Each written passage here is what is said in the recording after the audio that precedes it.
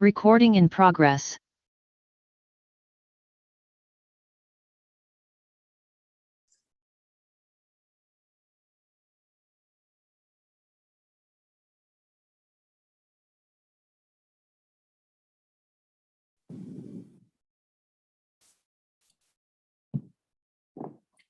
Muy buenos días a todos.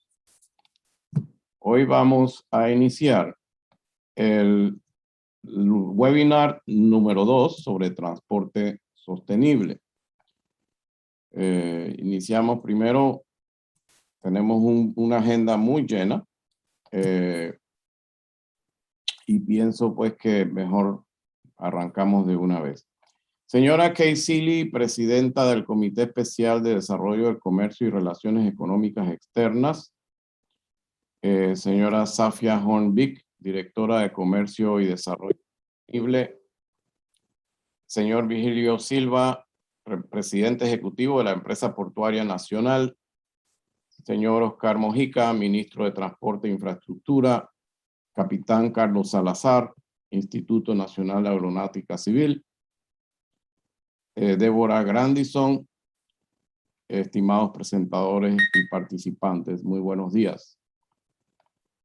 Para mí es un placer nuevamente darles la bienvenida en esta ocasión al seminario web de transporte sostenible en el marco de este foro empresarial del Gran Caribe.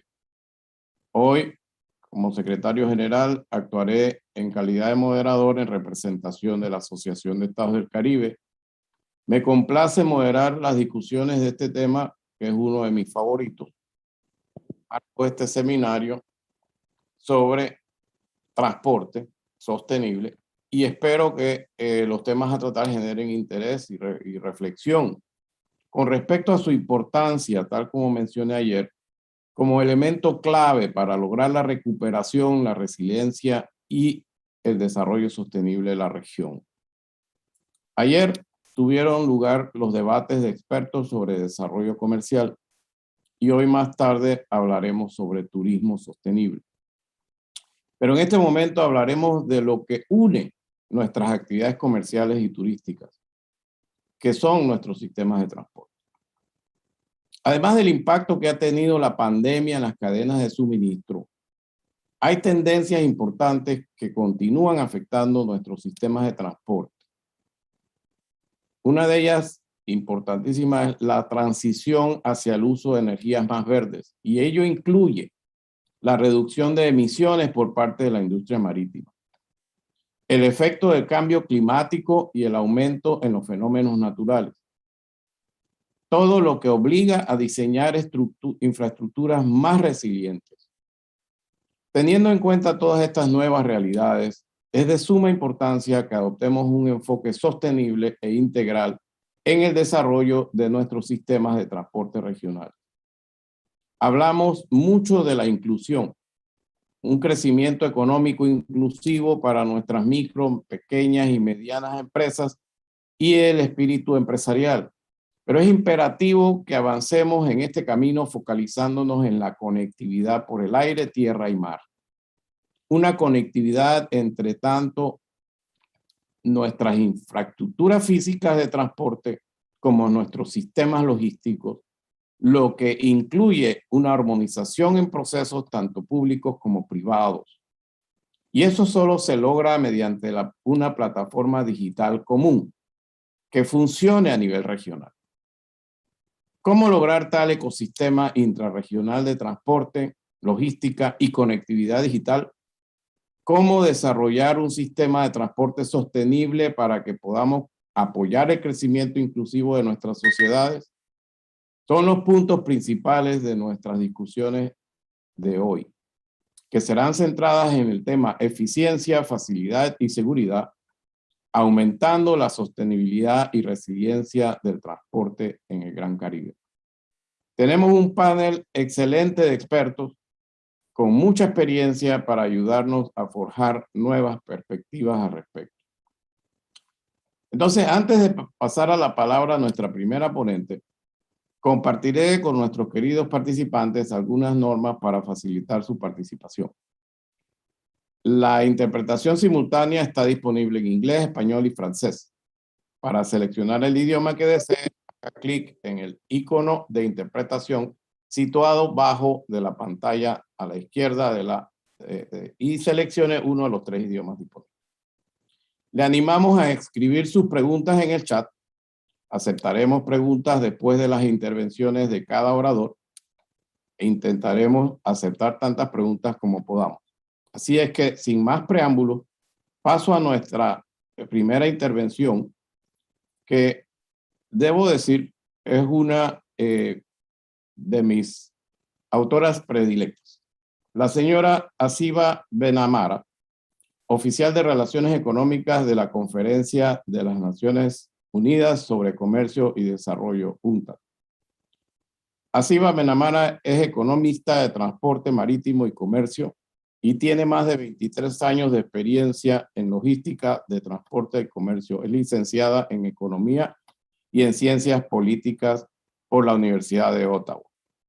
Debo decir que soy uno de los más asiduos lectores de los Maritime Reviews que hace la UNCTAD, de los cuales es ella una de las coautoras.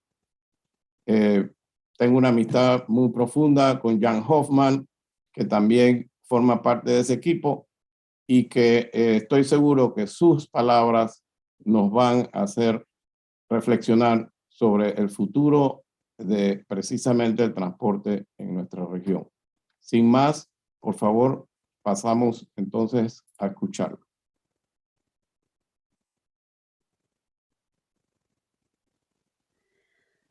Good morning to you all. Thank you very much for your kind words of introduction. It's a pleasure for me to be here today and to participate in this very important event and to share with you some of the results of our annual review of maritime transport, which is just out from the oven, if I can say, fresh from the oven as of last week. So my role today is to help set the scene. So the perspective is more global, and to the extent possible, I will of course zoom in on the region, but the idea is really to provide an overall overview, and then the next panel will go into more detail in terms of the specifics. Now I will try to share my PowerPoint, and you could please tell me if you see it.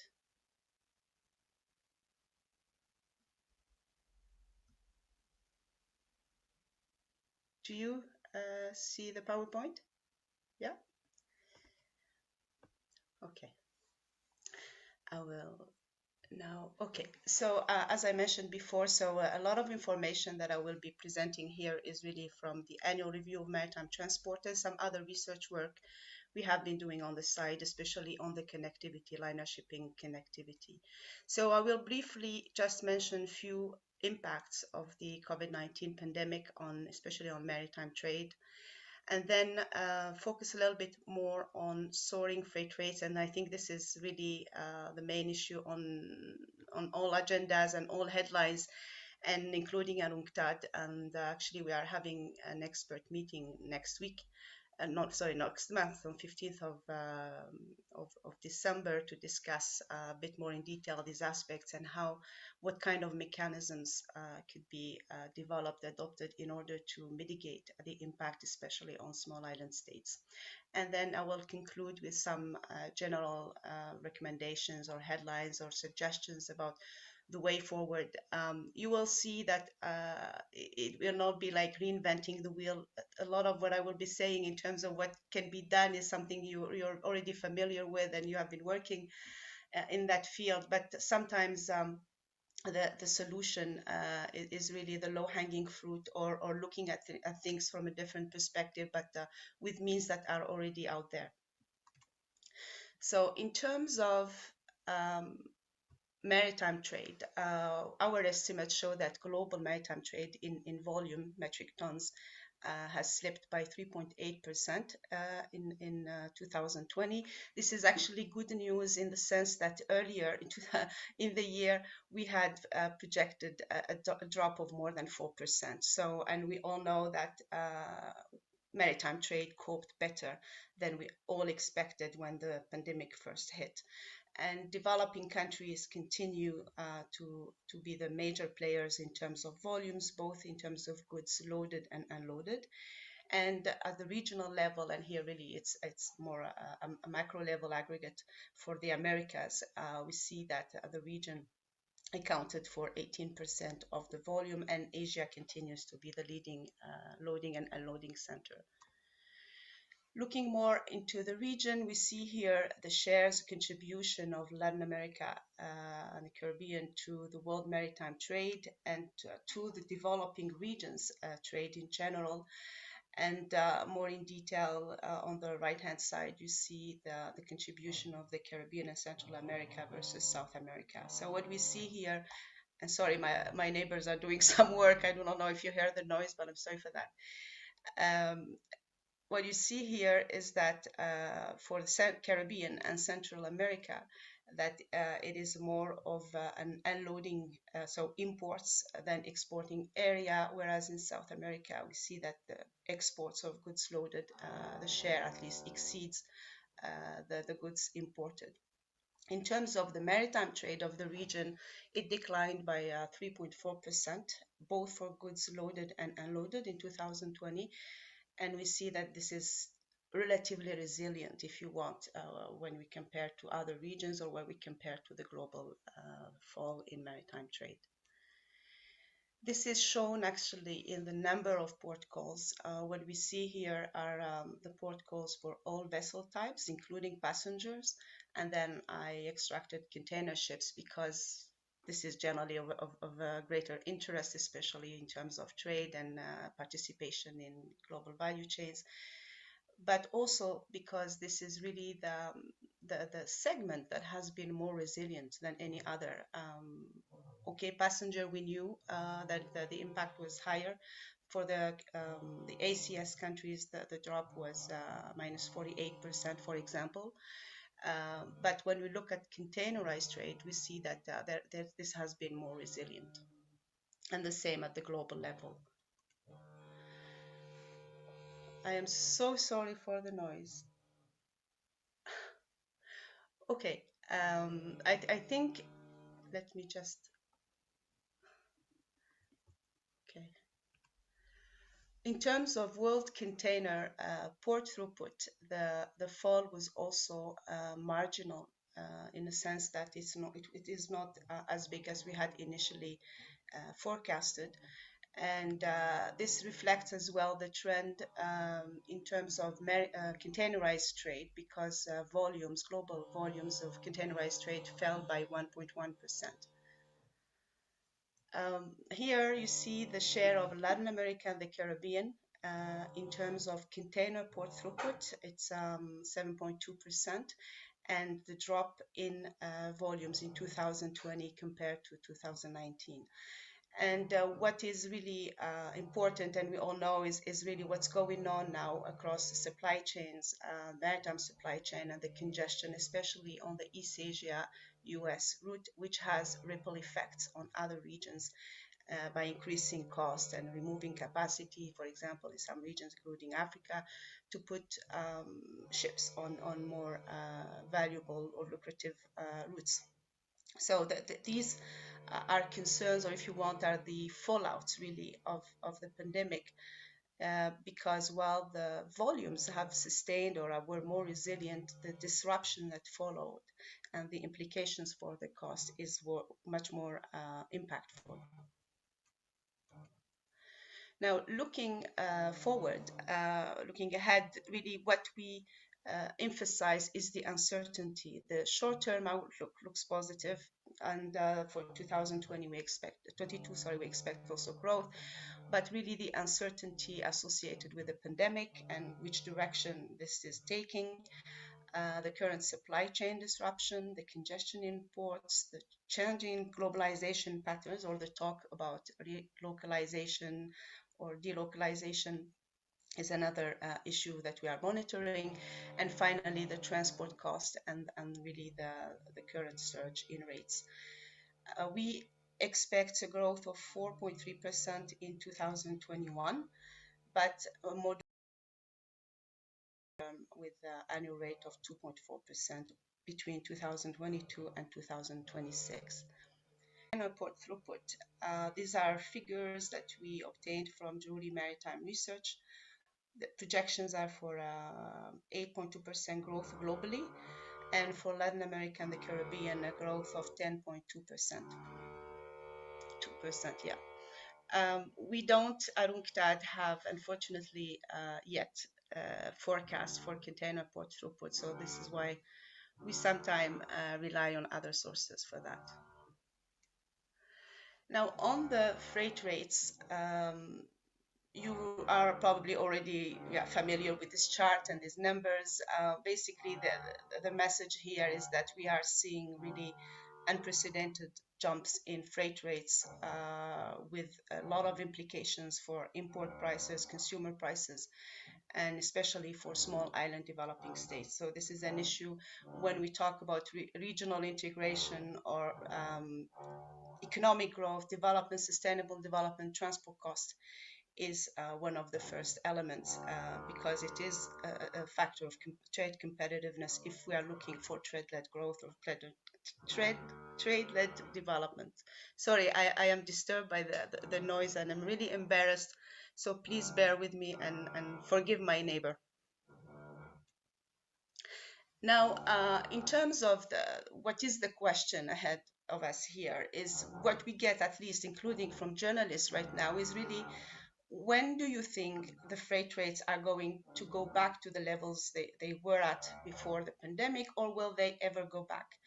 And this is like the million-dollar question because we don't know. But what we know is that there are many indicators, and I have listed few here, which show that freight rates, at least the levels, are going to be relatively at higher levels that we have seen before. Why? Because of the pandemic. This is not yet behind us, and we see it. And lockdowns, restrictions, uncertainty, disruptions continue. So until this is sorted out, this is the big elephant in the room. The shipbuilding cycle. We all know that ships are not built in 24 hours. So by the time additional capacity arrives, there could be an issue there as well. Consolidation, this is really the market concentration in container shipping, but we see as well in terms of at ports or terminals, and the trend of shipping companies morphing into logistics integrators, such as the approach by Maersk. Providing door-to-door transport. So there is also the concern that there will be more of a concentration of oligopolistic or dominant position in terms of the entire logistics chain. So these trends will have an implication definitely for costs. And finally, decarbonization. We just had COP26, and we all know that this is the agenda for many years to come. So we don't dispute the fact that, of course, maritime transport has to contribute its share to decarbonization, and we are very supportive of the IMO work. We have actually contributed somehow to this work at the request of the IMO, but by looking at what could be the impact of the IMO short-term measure, which was agreed in April of 2021, on the transport cost and on the economies of especially small island states.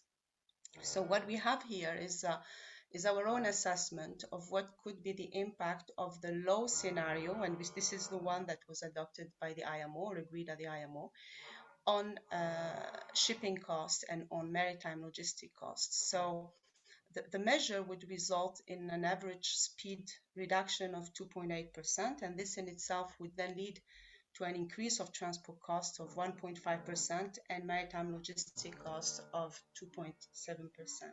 So this is at the global level. And the concern as well associated with this increasing cost is that this assumes that the additional fleet capacity will be available at the time to make up for the reduction in speed. But this is yet to be confirmed. So for now, we are trying to see how to estimate at this point the capacity that will be required and how much time it will take for this capacity to be available, taking into account the renewal cycle of the fleet. But all the message here is not to say that decarbonization is expensive, but that in terms of transport costs, one can expect that there will be adjustment costs, of course, when we transition.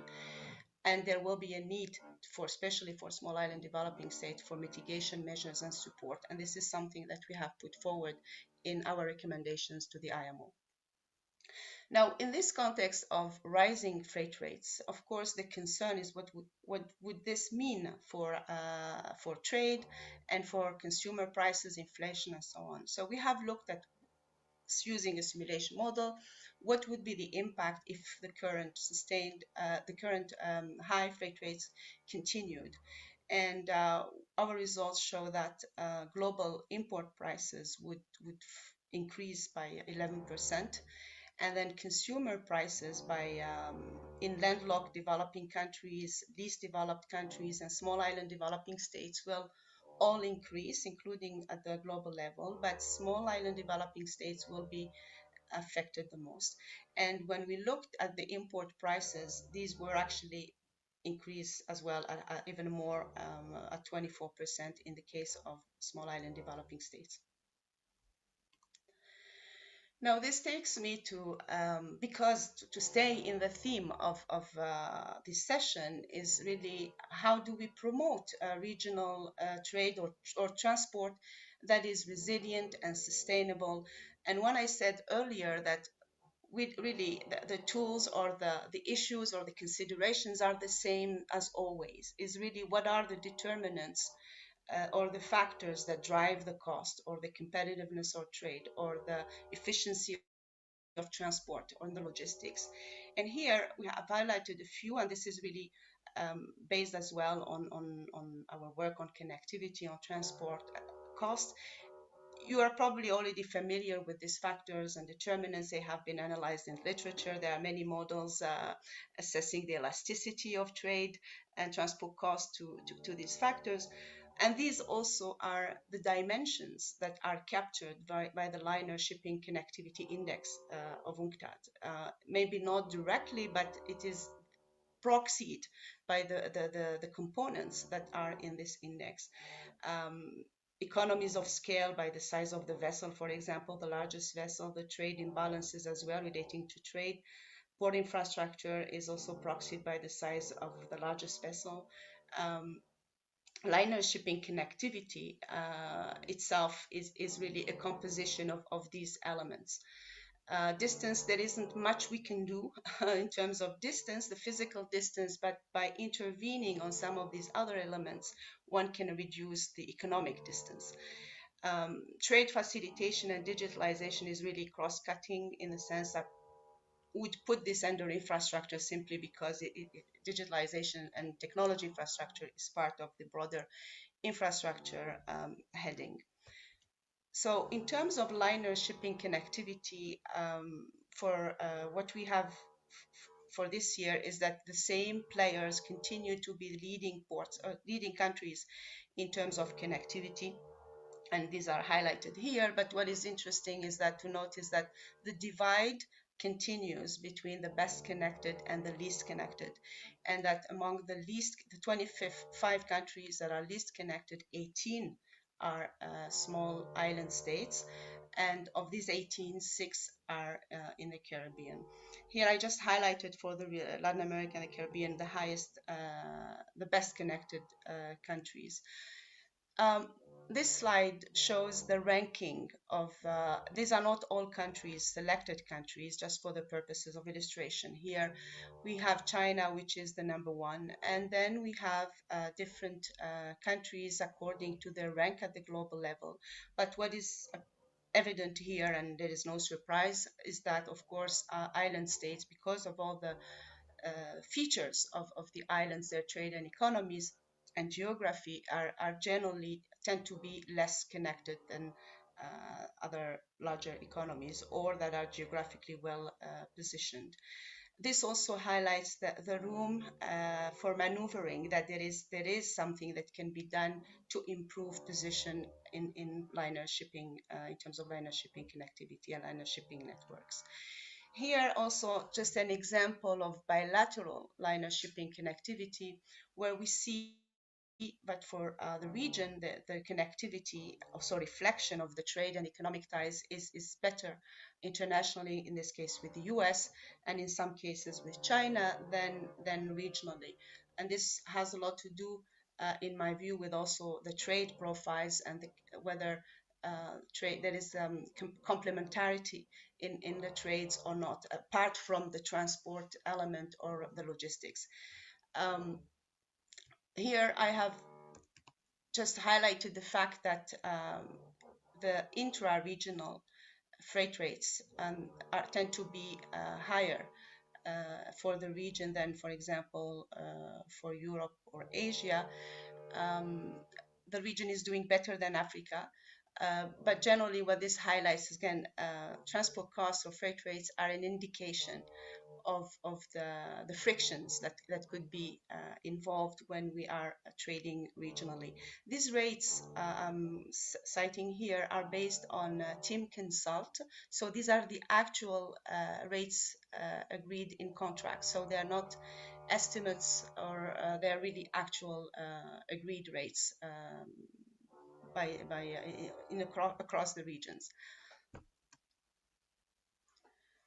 Here, this is really, you probably are familiar with a lot of this literature. This is just again to praise the merits of improved connectivity and to show that by intervening on factors that drive connectivity, we can improve the trade performance of the region. And by improving the trade performance of region, we improve the connectivity, which rests on transport and logistics. So it is really a virtuous cycle that is created. And here, the question of the egg and the chicken, which is another $1 million question. What should come first, the demand or the supply? I think they should come both when we are in a situation where we are trying to see what would be the impact. So one could consider, I know it's not that it's controversial, but it's not the best option necessarily, subsidizing a service on priority routes that can be selected, and then see by improving the transport logistics on those routes whether we'll see a growth in demand or a growth in trade. And then once that trade is there, whether that route becomes commercially viable. So really by testing these solutions, or these tailored solution or partial solutions on a specific route or a priority route, one could see really whether the theory holds, whether we get similar results. And here I'm just citing China. I know it's a different context, different economy and size and so on, but this is only to show that improvements in connectivity can be done irrespective of the size of the economy, and the results in terms of their impact on trade are verified. Now, on these transport cost considerations, we have looked at what would be the impact on cost if we were to improve port infrastructure, trade facilitation environment, and shipping connectivity. And what we see here is if we increase or improve these factors from the 25th percentile to the 75th percentile, we see improvements across these elements, including on shipping connectivity of 4.4%. And that an increase of 10% in trade volume would reduce as well costs by 2.6%. An increase of 10% in trade imbalance increases maritime transport cost per unit of goods. So this is just another way of looking again, what are the determinants of the factors that can improve the transport cost situation.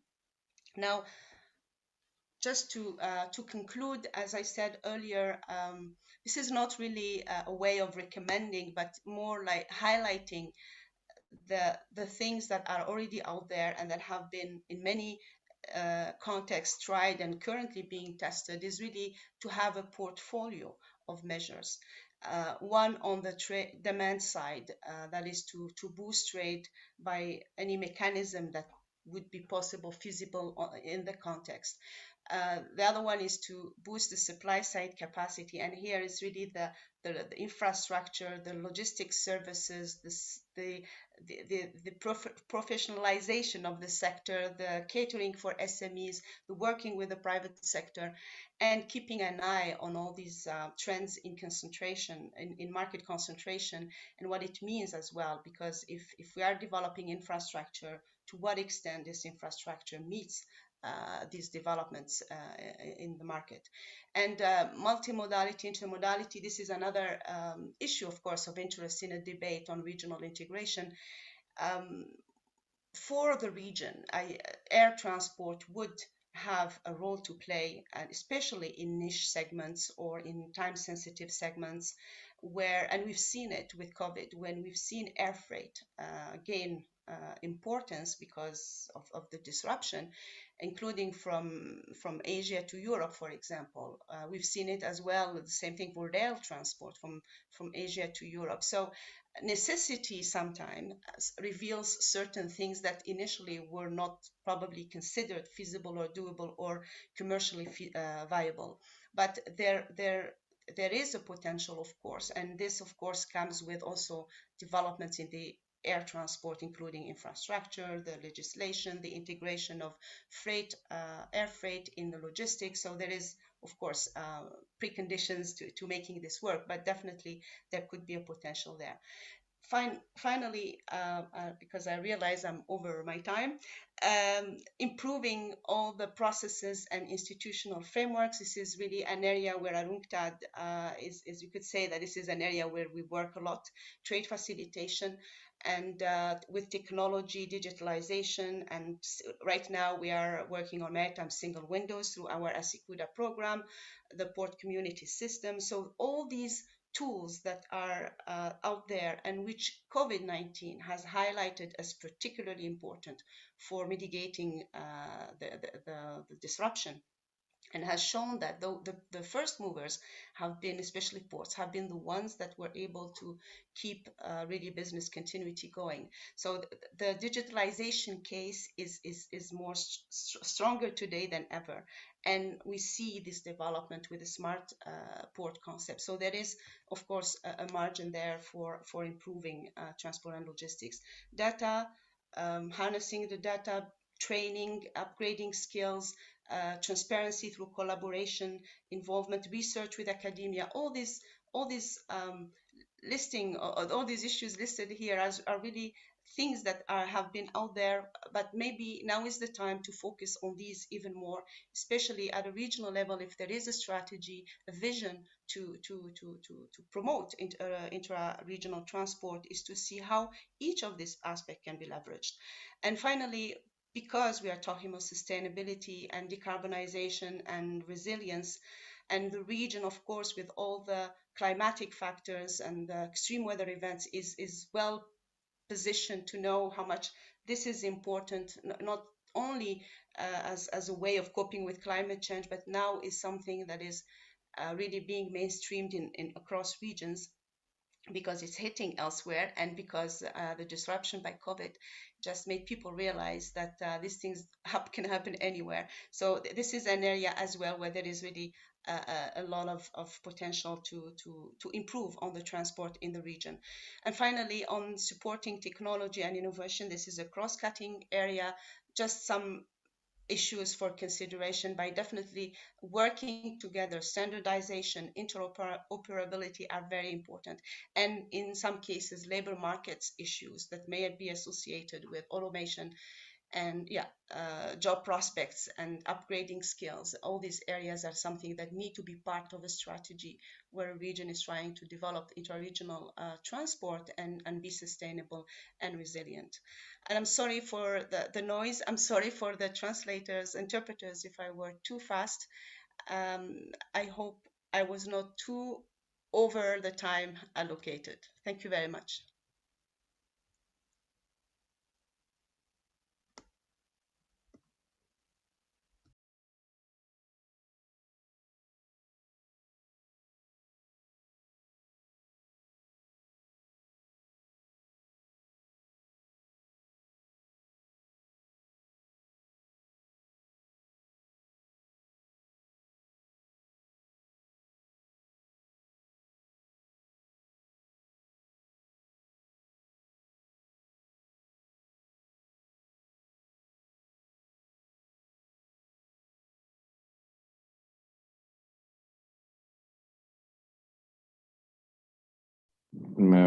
Perdone, yo estoy hablando solo.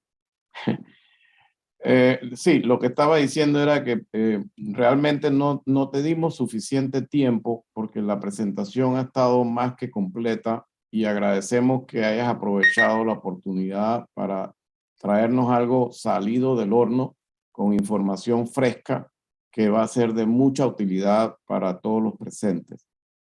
Nada más te voy a hacer una pregunta porque a nivel de la Asociación de Estados del Caribe estamos preparando un nuevo plan de acción para los próximos años y una buena parte de ese plan de acción es el desarrollo de una estrategia de transporte marítimo y logística regional, porque pensamos que definitivamente todo esto que se ha presentado del nuevo entorno, de las nuevas realidades, tienen que ser incorporadas en un nuevo plan de acción porque todo el mundo ha cambiado en el tema de transporte. Entonces, uno de los elementos clave que se ve aquí, y no es una pregunta para que me la responda porque sé que es muy difícil, pero sí para que nos puedas compartir tu reflexión, es que con la concentración de las navieras y el oligopolio que se nota que se ha creado y el poder que están generando a nivel de mercado, ¿verdad? ¿Qué respuesta puede tener un país pequeño para poder enfrentar semejante poder económico?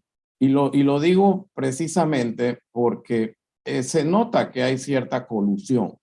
O sea, en esta crisis, en esta pandemia que le ha afectado la economía del mundo, las navieras han más que triplicado, han multiplicado por 10 algunas sus ganancias. Entonces, ¿cómo se puede lograr un mejor balance? Nosotros nos fuimos de la época de los 60, 70, la desregulación del transporte, a dejar que el mercado evolucionara, la libertad del mercado, y ahora estamos en el otro extremo, en donde sencillamente se alinearon los astros. Tenemos una tormenta perfecta por lo que acabas de presentar en el tema de los costos de transporte y los costos logísticos, y los países pequeños sencillamente no van a poder competir jamás. Entonces, ahí es donde pienso que existe un rol en el multilateralismo, en organismos como el nuestro, para unificar, porque los problemas individuales no se pueden resolver. Tenemos que unirnos para poder encontrar soluciones comunes. Quisiera escuchar tus reflexiones al respecto.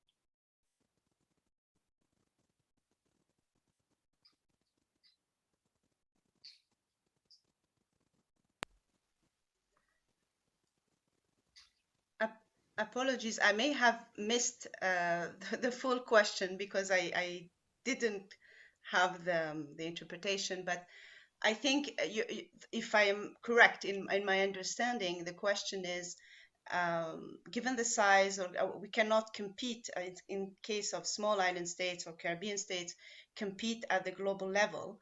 And then what can be done in this case to basically to go through this storm of freight rates in this case and transport costs and the pandemic, and that in your view multilateralism is the way to go, or group solutions or collaboration including other region would be the way to move ahead. I just want to make sure if this is the question. Okay, let me put it in English because I think that maybe that's something maybe lost in translation. Yes. Yeah. The concentration of the shipping industry that has taken place has actually made a collusion sometimes, and also this oligopoly that you mentioned. Now that, of course, has made them even stronger. I mean, in the sense of the market, you know, they have market power, pricing power. So small states and individual countries have difficulties in dealing with something like this because they have a direct impact on the cost of transport, on the logistics costs, and that, of course, affects their competitiveness in terms of the international trade. Now, what can be done, if anything? I mean, I don't know if UNCTAD is actually taking a look at this, because I know that the big countries are. I know that the US is. I know that even China is looking at this. I know that the European Union are looking at this. But Where is it that small countries like the ones that are represented in this association can really, what can we do to offset some of this power that the market has right now? And it is overwhelming because, you know, in the case of this pandemic, shipping lines are really sometimes increasing their profits tenfold. You know, what is going on in here? Somebody's making a lot more of money out of the problems that the pandemic has brought. So I can understand supply chain is interrupted, then you have peaks and valleys in terms of the supply chain and supply and demand, and that creates, of course, congestion, and there is a fee for congestion pricing, congestion in shipping, congestion in containers, congestion in the ports. Everybody's making money out of this problem. But here we are trying to improve our connectivity in this moment. You know, what is it that can be done? Or where can UNCTAD maybe help? Yeah. Yes, thank you very much for taking the time and ask the question again. And I'm sorry I missed it. This is actually, that's why I said at the beginning that we are having an expert meeting on 15th of December exactly to discuss this. What kind of mitigation mechanisms can be put in place at the global level in order to help mitigate these costs, and definitely small island states in this case. Of course, the problem has been there. I mean, market concentration since 2014 has been increasing. We know that alliances are getting better and bigger, and we know that, yeah, the market is concentrated. But I think what the pandemic did is that it brought many issues to the fore. And with the triple digit profits, especially for 2021, 2022, that are forecast for the shipping, the liner shipping industry, of course, this is attracting a lot of attention, including at the regulatory level. So one area is definitely that competition authorities have a greater power, capacity to regulate and to really investigate or assess some of the situations or reported cases where there could have been abuse of power. This is, for example, you citing the United States. This is exactly what the FMC is doing, because there have been shippers that have complained, reported that carriers would not carry their cargo because they are not valuable enough, they are not big enough. So these it happens at the national level because there is an authority to do so, or regional level, such as in the EU. But the first thing is to look at whether it is confirmed that the market concentration and the mega vessels, mega companies, mega alliances has had an impact. But the problem with the pandemic is there are so many factors that happened all at the same time. The disruption caused, it is very difficult at this stage to say whether this is due to market concentration only, or just because I agree. the situation, because if you hear carriers' view is that they have deployed all the capacity they can deploy. They have now put an order, the order book is 600 something vessels, and a capacity is 23% of the current fleet capacity. So when you hear that, you say, okay, from the carrier's perspective, they're doing what they can. Then you hear, then the carriers blame the ports, and then the ports blame the shipper, or so it is at this stage, because we are not in a normalized situation yet. It's very difficult to do the post-mortem and see what really is the unique cause or the real cause. But definitely this is something that is on the radar right now, is really the competition and the role of competition authorities and building their capacity to regulate and look into that. Another, because there isn't much we can, including an UNCTAD, it's not something we could get into.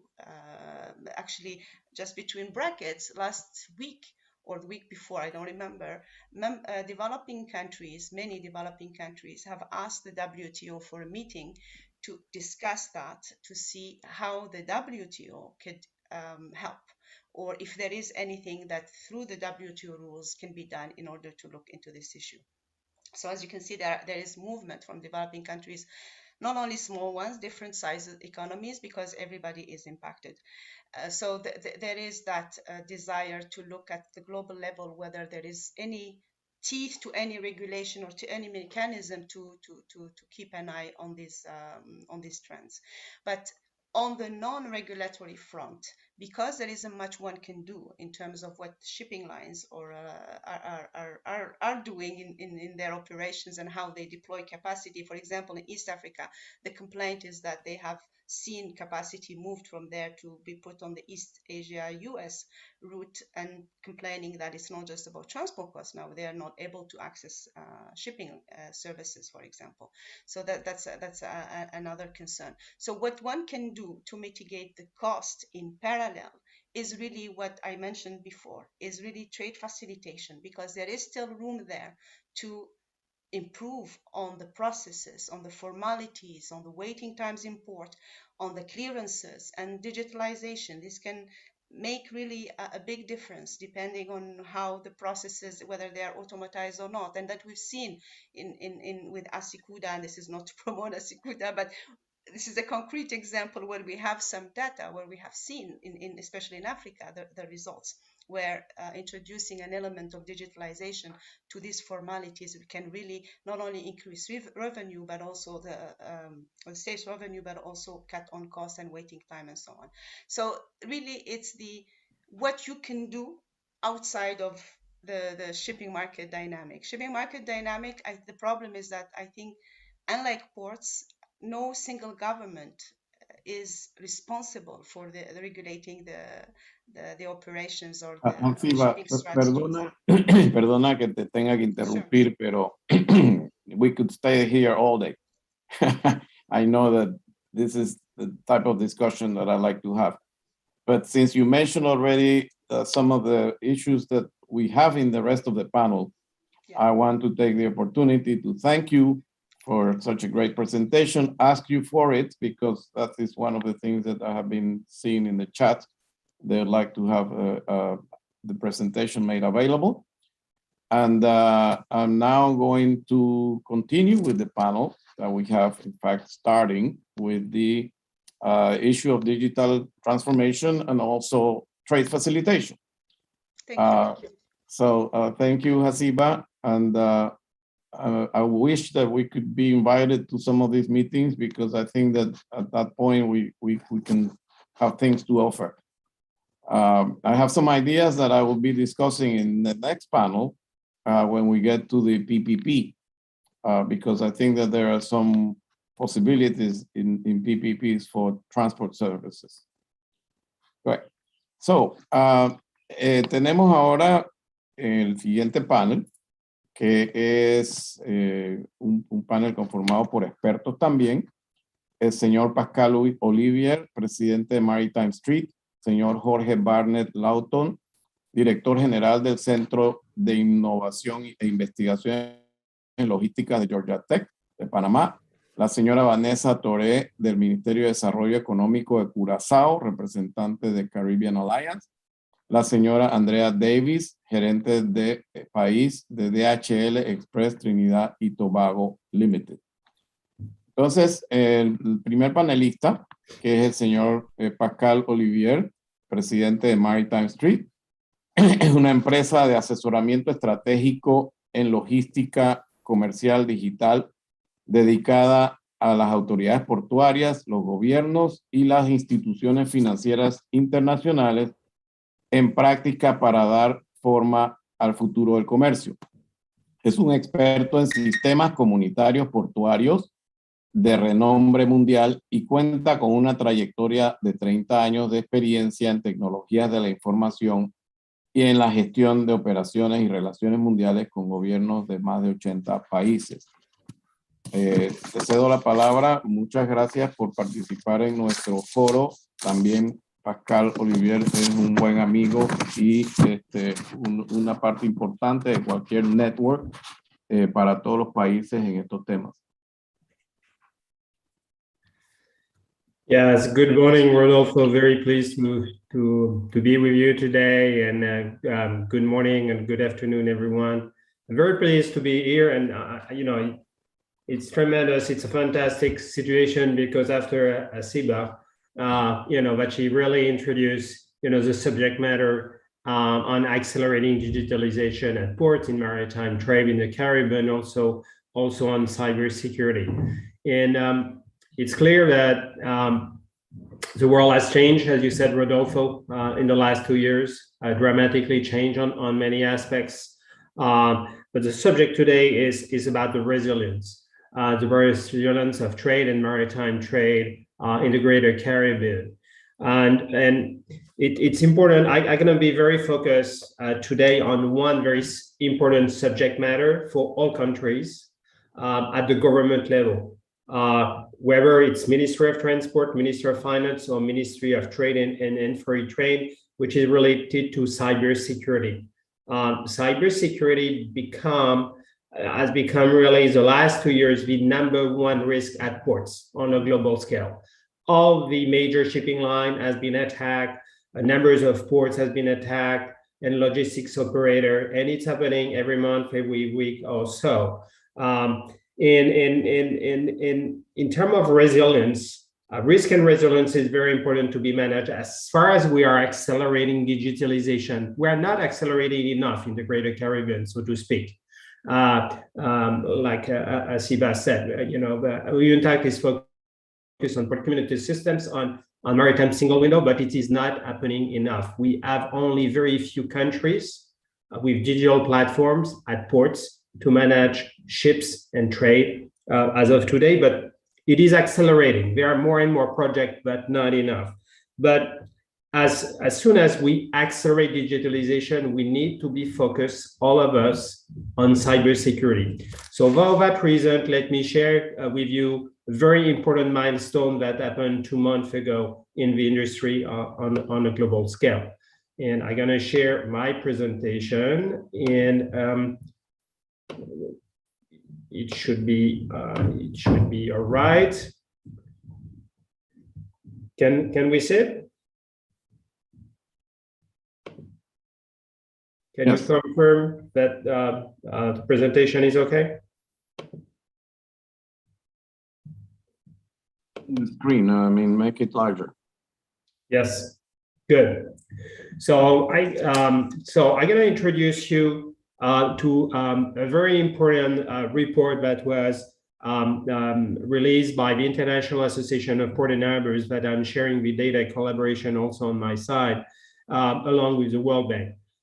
We released the guideline on cybersecurity, the first time ever in the industry that we're releasing cybersecurity guidelines for port and port facilities. Those guidelines has been developed by a thought leadership team of 20 experts from around the world, including the World Bank team.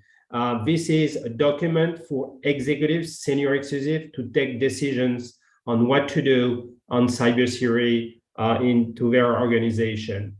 The objective of this document has been really are threefold. The first one is to assist port and port facilities on establishing the true financial and commercial operational impact on the cyber attack, to understand how to make an objective assessment to be ready for a cyber attack, and finally, to answer to one critical question in our industry is how much enough is enough in terms of investment to protect our ports. Those guidelines, is very important to mention this, has been developed by the IPH, part of the IMO Maritime Cyber Risk Management. It was developed in relationship with the IMO in the context of the MSC File 1 Circular 3 of July 2017, which are the best practices to implement cyber management. Those guidelines from the IMO perspective are not mandatory, but as soon as you are endorsed by the IMO, it's a very important aspects to enhance cybersecurity from a maritime and from a port perspective. Last month in October, the Maritime Safety Committee of the IMO has been validating those guidelines. It will be going through the final review of the FAL 46 committee in May. Once it is done, it will be integrated in the MSC FAL 1 Circular 3. So that's been recommended by the IMO. It is very important because once this is done, it's going to be what we are calling an objectivized method of working for all member states and all ports and all countries. But second, is going to become also an objectivized referential character in the context of one, insurance and aftermath of incidents. And let me give you a very specific example. Let's imagine that one of the port in the Greater Caribbean tomorrow at the Port Authority level or at the port facility, port terminal, as a cyber attack. If somebody start to sue the Port Authority because nothing was done to prepare that attack, and the operation were down for weeks or days, and when you come, that problem is coming to the court, the judge may say, well, to the CEO of the Port Authority, did you do what the IPH and the IMO said in the guideline of implementing cyber management at your port? Yes or no? You can imagine that if no, in terms of jurisprudence, the judge said, you should have done it, So it's a very important thing. And so now the next step for IPH and IMO is to go through FAL 46. Those guidelines are primarily focused on 5 steps. It's a comprehensive report of more than 80 pages for all decision makers at ports. First of all, in terms of moving towards cyber resilience, the first thing is it is important that all board of directors of ports in the Greater Caribbean and all the director general understand this is their responsibility as a top first priority. It is because if you have tomorrow a cyber attack, it's going to impact your operation. Your port going to be down for days, even weeks. According to one of the largest financial insurance company on cyber, generally cyber attacks in terms of operation, stop operation between 4 days and 2 weeks. So imagine to have a port shut it down because of cyber attack between 4 days and 2 weeks. The second thing is, it is important to understand the terms that we live on, and to understand also what we're calling the business impact analysis, of a cyber attack. So what are the costs of risk versus the resources that you need to have? 3, you cannot minimize the threat until you understand the risk. I mean, it's important to understand what is happening when you are shut down, in terms of reputation, also, and in terms of doing business. Fourthly, protecting, detecting, and mitigating. It is very important that not only at the Port Authority you manage your cybersecurity, but you manage it also at your port ecosystems with other governmental agencies like customs, but also with other private sector. One of the best business cases we're going to be talking about in a few seconds, it's about what is doing the Port of Los Angeles on that. And the last thing, which is very important, we have not talked enough about it yet, it's working towards organizational cyber awareness. We need to invest in the workforce. We need to build a workforce. Today in the US, 500,000 posts of jobs are done on cybersecurity. We don't have those resources. In the Greater Caribbean, it's the same story. We need to attract people. We need to train people, building the workforce. Here, once you are going through all 5 steps, one important thing, as I mentioned earlier, is moving to resilience and cyber resilience. It's at the port community level.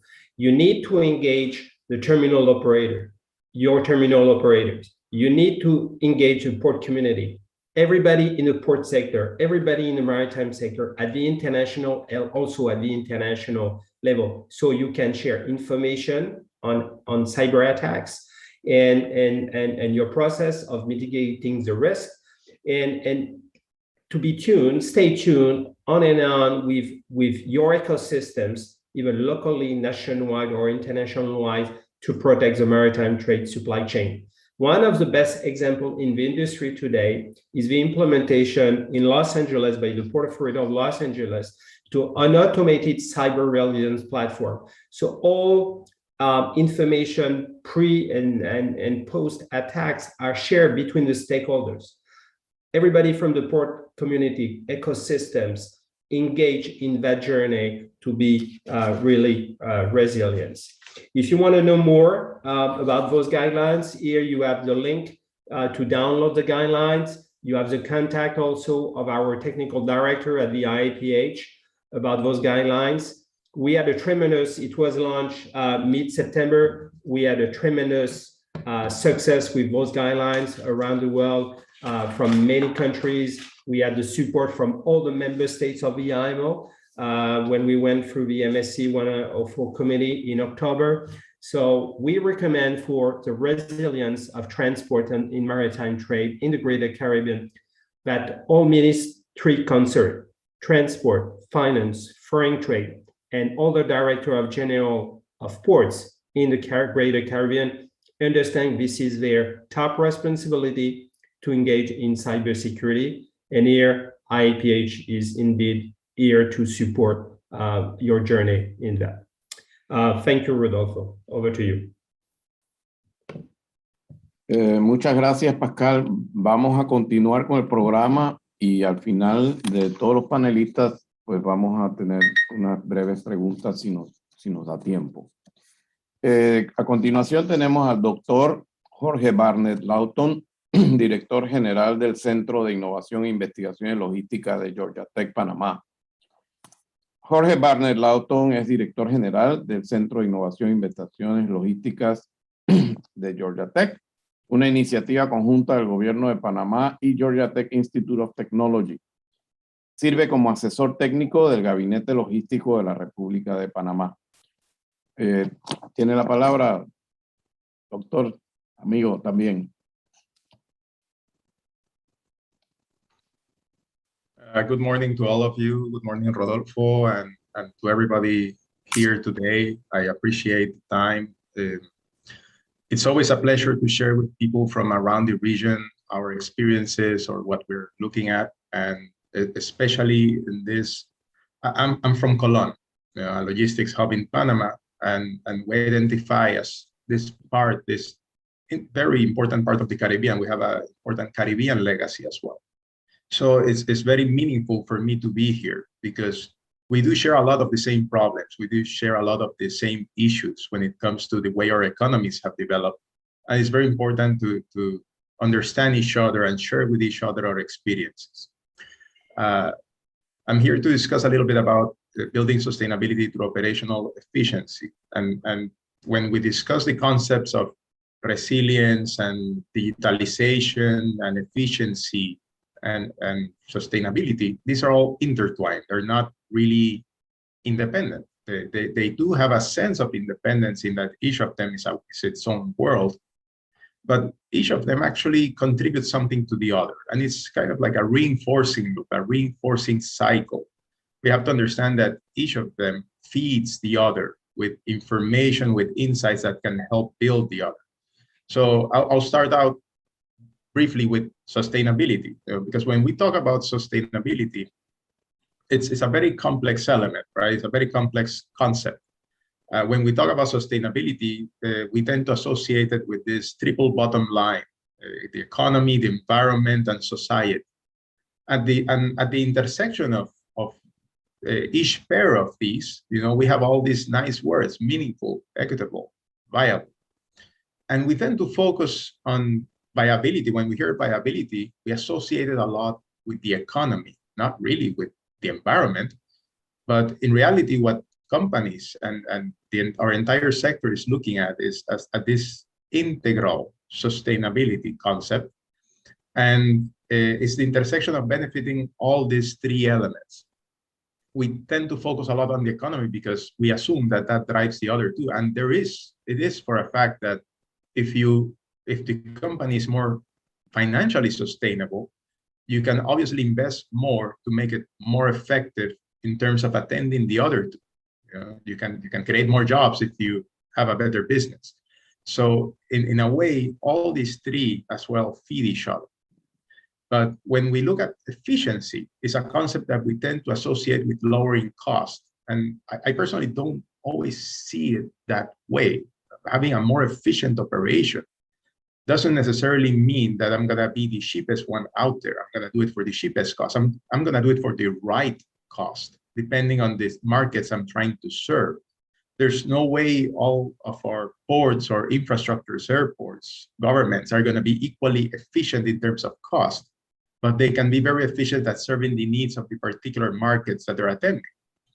So we have to be aware that efficiency is indeed a driver for economic performance, but efficiency, well implemented, can be a driver for reducing environmental impact. How? Well, let's think about paperless processes. Anytime you cut paperwork out of a process, yes, you might be making it cheaper for the public to consume that process, to execute that process, but you are also making it less environmentally intensive. But we have to be aware that there's a balance as well. Anything we do in computers these days, we have an assumption that it translates into less emissions or anything less when it comes to the environment, but it doesn't always translate like that. We have seen how, for example, emissions coming from all these blockchain platforms and cryptocurrency platforms actually consume a lot of environmental resources. So there's a matter of balance here. And I like to bring this topic. When we talk about efficiency, we associate it a lot with digitalization. And indeed, those two things are very tied. So I do want to bring up what I see as three keys for digital transformation. And you can take this for almost anything, to be honest. The first one is enter with a plan. And we tend to not have a plan when we're discussing digital transformation. We sometimes enter it by need and we don't make a plan. And I think the pandemic is a good example of that. A lot of people, there's this funny meme going out there, what drove digital transformation in your company, and COVID was one of the boxes, right? So we have to be aware that no matter what's going on out there, we still have to plan, because this is not going to be the last pandemic. This is not going to be the last big disruption. We have to prepare for the future, and we have to do it making sense. The other element was shift the culture, and this is very important as well for building resilient infrastructures and building resilient organizations in general. We don't tend to have a culture associated to, we don't tend to have a digital culture sometimes, because we associate digitalization as something that removes the human element, and nobody likes to be removed, right? So you have to prepare people, especially on the public sector side, to understand that you need a digital culture. You need to make sure that all the people involved are aligned in principles, but are also aligned in the outcomes that they desire from this. Having a more efficient system is going to be beneficial for all citizens. It's not a matter of necessarily of, you don't create jobs through bureaucracy. This is a very rough mindset. I hate saying this, but bureaucracy is a very big job creator. But bureaucracy is also a very big job destructor, because in a way, you create jobs now, but you destroy the future jobs. And right now we're living a cultural shift towards the digital world, and we're not prepared because we were too busy doing things by hand. We were not prepared for what's coming up in the next 10 years. So we have to build a lot of capacity in our nations so that we can attend the needs of this new digital world. And the third element is control and monitor, because we love to implement things and stop following up on them. We actually have to monitor what was the outcome of it and keep improving. So along those lines, when I say digitalization is an enabler for efficiency, but it's not a guarantee. You can do a very good job making a bad process very digital. You have to make sure that it's the right process as well. So efficiency comes from the combination of improving the process, but also making it more seamless, streamlining it.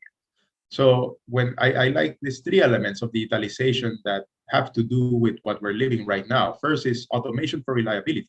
Yes, we can implement automation to make processes more reliable and thus more resilient, because there's a little bit less dependency on the human implications of it, but that has social implications. You now have these people that you have to put back in the market. You have to make sure that they have a role in the organization. There's a lot of data generated from digitalization. The problem is you can use it to grow, but you have to be ethical about it. And Pascal mentioned cybersecurity as a key element of this, because wherever there's data, there's somebody who actually wants that data for something that is not the actual intent of this data. So the ethics of it is very important. How do you secure it as well? And the third element is that we implement digital processes because we want to make our operations leaner, but too lean can be a bad thing. So yes, there is an environmental impact of leaner operations, for example. That's a positive outcome, but we have to understand that resiliency sometimes requires that you balance the leaner operations with those risk mitigation measures. And a lot of people suffered that. Everybody decided at the same time they all wanted to source from the same place in Asia. And when we got a pandemic, we couldn't get goods. So sometimes going too lean can be a little bit of a bad thing. So we have to be aware that sometimes trying to balance one side can affect the other, and that it's a matter of achieving the proper balance between those elements. So finally, when it comes to resilience, I do want to bring up the fact that public policy is key. And I know we're going to discuss at some point some other elements of this, but public policy is key because long-term focus is something that we tend to lack on the public side. We tend to view things on a 5-year rolling horizon. But if you want to build resilience, you have to be looking even farther, because in some way, infrastructure cycles are way long and we cannot be thinking short term.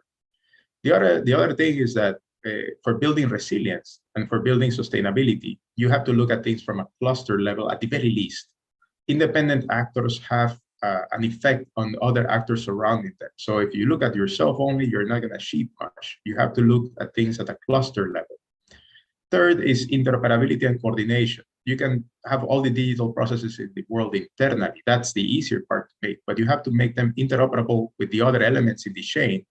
You have to exchange data regionally and do joint planning for infrastructure, especially for disaster preparation, for example. And this is remarkable in island nations, because in island nations, you're very sensitive to external disruptions.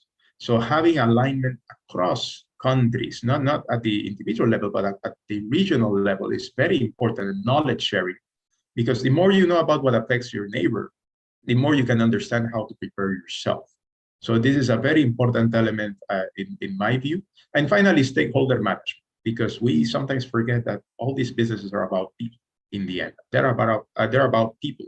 So managing the stakeholders, managing who are the communities affected and involved in all these changes that we're living, especially when it pertains to the trade element, which is very intricate and involves a lot of small companies. It's very important to manage the stakeholders, to work with them, helping them understand the impacts of all this digital wave that is hitting them, and for which they might not have been prepared, and offering them tools and offering them information that allows them to jump and surf properly rather than drown in the midst of it. So with respect to time, I want to yield to the audience. I understand that we have other speakers and we want to be able to have some time for questions. So I'm going to close here and allow the space for the program to continue. Thanks. Muchas gracias, doctor. En efecto, creo que esta ha sido una excelente contribución al tema transporte sostenible, igual que la anterior. Estamos viendo los elementos nuevos del entorno, porque hablábamos ayer de comercio sostenible y vemos ahora la interrelación que existe en el transporte sostenible. Son dos elementos que no están separados, además que forman parte de lo mismo. Continuamos con nuestro programa y perdonen que estamos bastante pasados de tiempo. Ahora presento a la señora Vanessa Toré del Ministerio de Desarrollo Económico de Curazao. Es directora de la División de Cooperación Económica Exterior en el Ministerio de Desarrollo Económico y además de su cargo, actualmente es la vicepresidenta de la Comisión Permanente de Comercio Internacional y Relaciones Económicas Exteriores, que coordina las negociaciones para realizar acuerdos comerciales bilaterales con Colombia, República Dominicana, Surinam y Trinidad y Tobago. Así que con ustedes queda Muchas gracias, señor. Muchísimas gracias. Muy buenos días. Good morning. I will continue in English. It's very nice to be here today to share with you information about the Caribbean Alliance, which we are currently developing and working on, and we want to offer it to the region as a point of departure in order to realize a more sustainable transportation system in the wider Caribbean region. So the initial thought for the Caribbean Alliance came in 2018. And that was when I had a discussion with Philip Bayard from Sunrise Airways in Haiti. And we were talking about the new plans for the airline to develop a route between Haiti, Curacao, and South America. And they wanted to use Curacao as their point of, of departure towards South America and also to Haiti. And we were talking about the fact that it was very difficult to travel in the region, difficult in the sense that it's time consuming, it's very costly, and there was no alignment between airlines and trades, especially air freight was very difficult to stimulate and very costly. And we discussed about maybe we should start a Caribbean alliance. Like you have the international alliances like Star Alliance, One World, Sky Team, the Caribbean Alliance, where we align all the airlines and for passenger transport, but also for cargo. And we are very well connected, and then traveling in the region will become more accessible. So he said that's a very good idea because he also had that idea, but I think you as Curacao should, should lead it because you're, you're more objective. There is no discussions between, the English-speaking part of the Caribbean versus the Spanish-speaking part of the Caribbean. You are the strange ones in the region. You speak a totally different language. So you're more balanced. You can create a balance between the region. And, we took it as a mission and we started working on it. But then, of course, we had several airlines flying from Curacao to many parts of the region. Some of them went bankrupt in the course of those years since 2018. So we've been dealing with a lot of issues here, and then came COVID-19.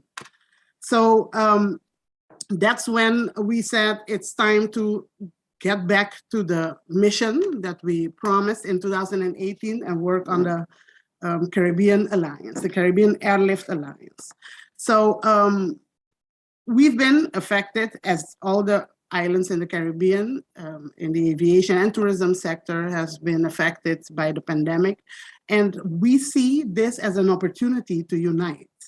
So during the lockdown last year, we contacted a local company in Curacao, headed by Mr. Elvis Reynoso. We asked him to do a feasibility study. He is in the area of aviation, and he does a lot in the field of marketing and airlift development. So he started to do some research. So the goals for the Caribbean Airlift Alliance are to strengthen the Caribbean's aviation and tourism sectors, of course, create a well-connected, cost-effective, and sustainable air transportation system, to strengthen the cooperation within the wider Caribbean, and also, of course, as a result, enhance the economic development of the region. So in Curacao, as I mentioned earlier, we had airlines that have been very successful and for many years, and along the way have lost their focus. We have invested a lot in aviation incentives for seasonal flights from Europe, North America, and others. And our geographical location at the southern tip of the Caribbean political stability, renovated airport, which has expanded and is a very nice airport at this moment. And the fact that we have multilingual abilities, we see Curaçao as Philip Bayard told us in 2018, as a good hub to start developing this alliance.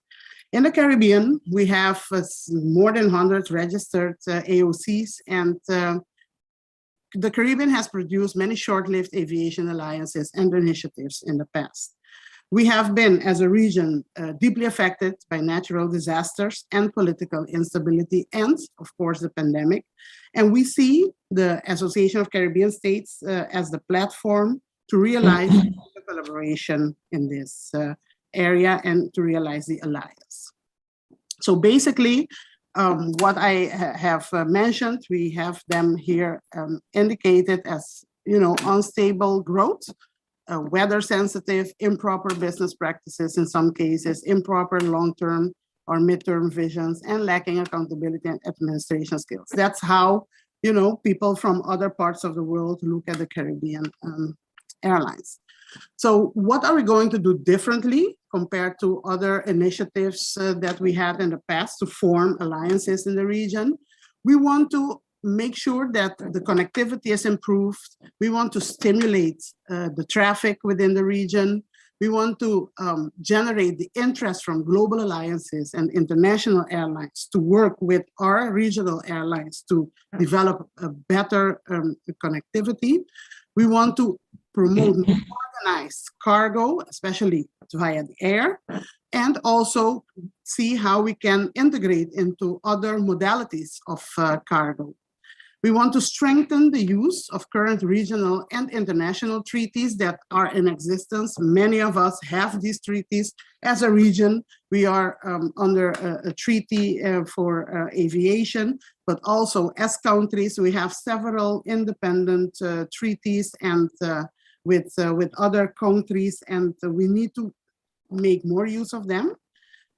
Fortify business ties with hotels, cruise ships, restaurants, and create new commerce opportunities.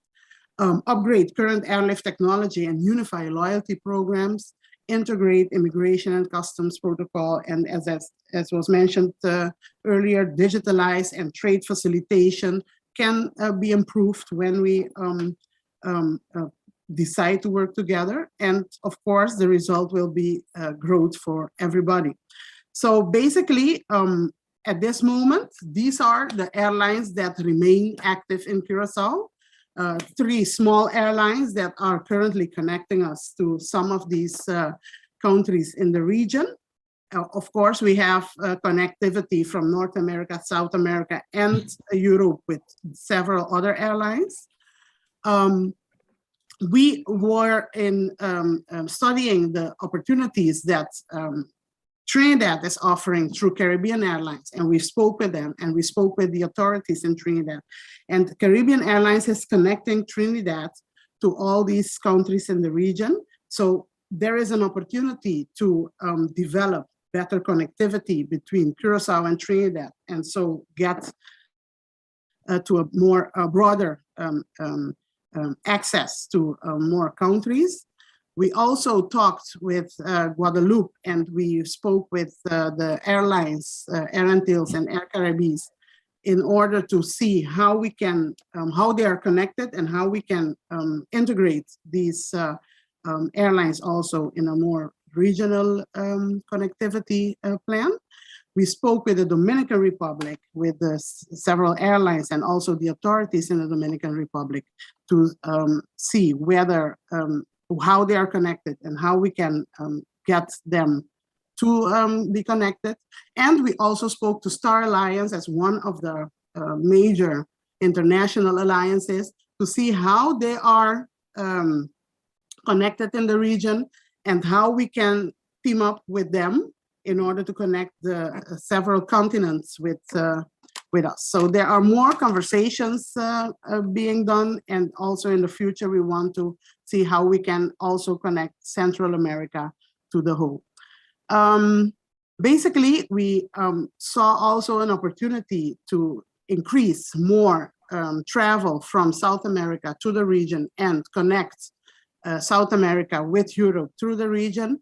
And this is a proposition that we are studying to see how we can bring in travelers from South America, especially Chile and other parts of South America, and connect them with Europe, in this case with Germany and also Portugal, to see if there is an increase in travel to the region, and if the region is well connected, if there are better prices and more efficient connections. More tourists want to visit the region and do island hopping, and it will bring benefits to all. Basically, we also checked how it can affect in a very short term Curacao if we create better connectivity, and it's part of a feasibility study that we prepare. And this is just to give an idea how if we realize these connectivities and bring in the South American markets to the region and connect them to Europe, we can increase the travel, the passenger traveling in Curacao at a very interesting percentage. So what are the benefits that we foresee for the alliance? We see that there are many things that it can provide: unified fuel negotiations, global distribution system, service provider discounts, and many other points that we think that an alliance can benefit the whole region and benefit the people that make use, but also benefit the trade in the region. So what have we done? As mentioned earlier, we already spoke with Star Alliance, and they represent Avianca, Copa Airlines, and United Airlines in the United States. We had discussions with leading technology providers, HANA and Q Systems. We already identified 4 potential airlift hubs in Curacao, Dominican Republic, Trinidad, and Guadeloupe. And we are looking into Central America to see maybe via Panama or one of the other countries how we can do it. Panama is already connected through Copa, so that's a very interesting aspect. ACS, the Association of Caribbean States, we've been in discussions with to see how this idea, this project could land in the region. Also conversations with Caribbean Tourism Organization and several ministries of transport in the region have been conducted already. We are looking to have support from the region, but also to see if we can engage with international organizations like UNCTAD or like the panelist that was before me from Panama, to see how we can continue working on this plan. And also, of course, with cruise lines, with shipping lines, and also hotels and other providers of services in the aviation sector. So we've been in discussions, we've been speaking with a lot of people. We have been looking into how to sensitize this, the stakeholders in the region with this alliance project. So it's a work in progress, and we of course would like to see it being realized to have a more sustainable long-term, but also with less environmental impact and a more resilient alliance, a more resilient aviation sector in the region to benefit all the people of this beautiful region, which is the Caribbean and Central America, the wider Caribbean.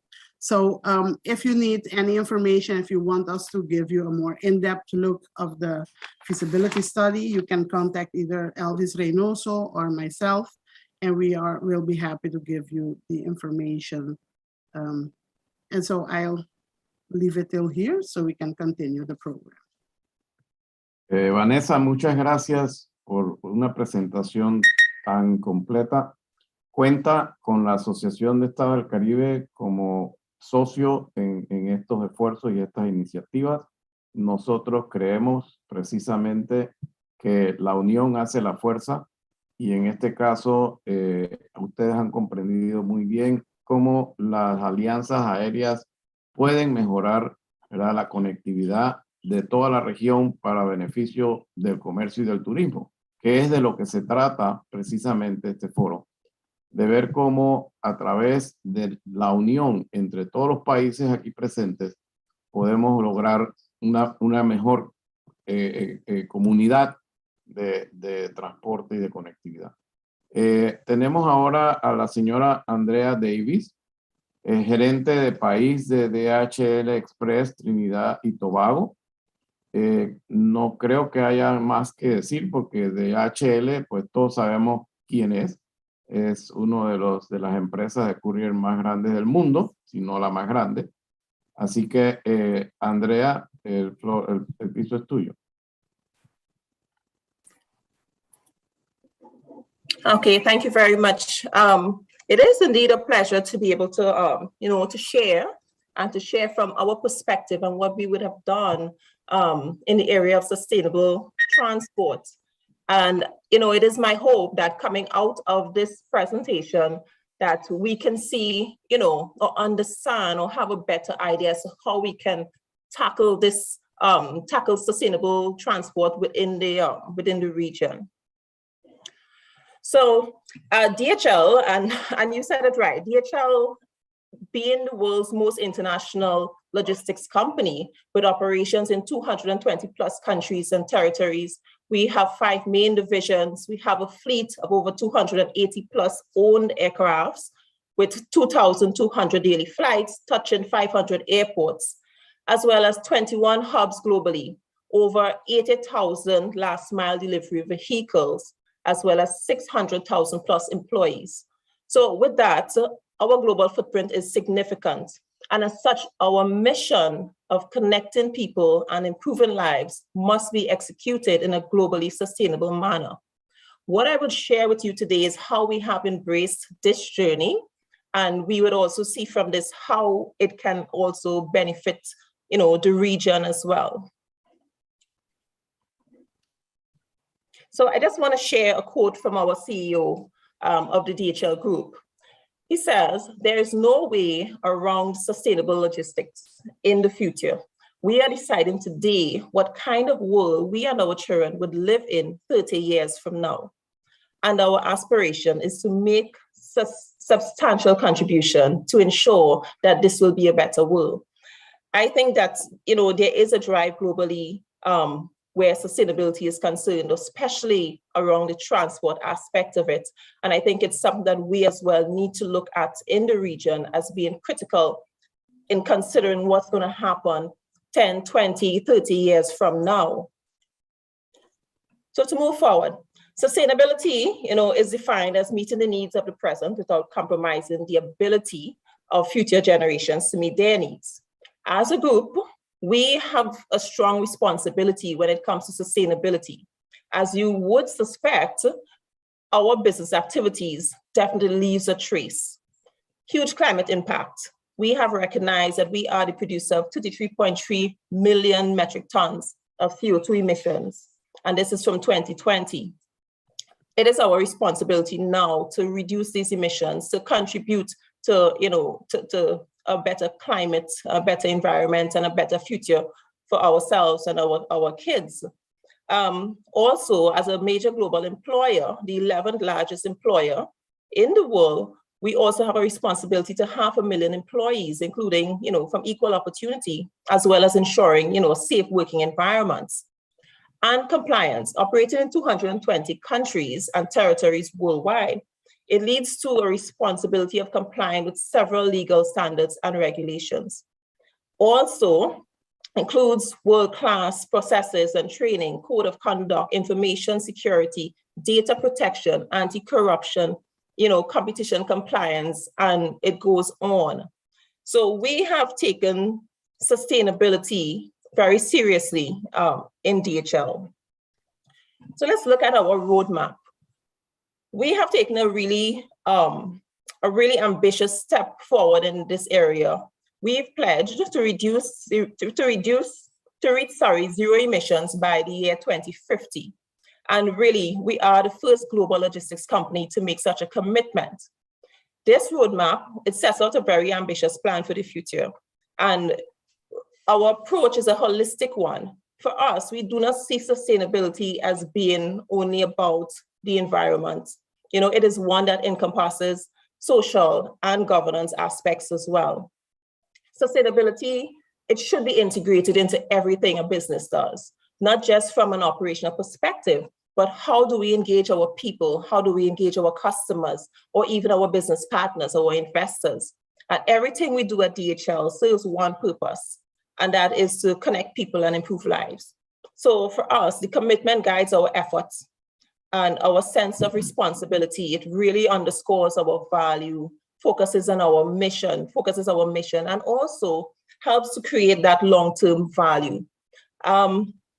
We have focused on these three core areas, which has driven our sustainability roadmap: clean operations, great company to work for all, and highly trusted company.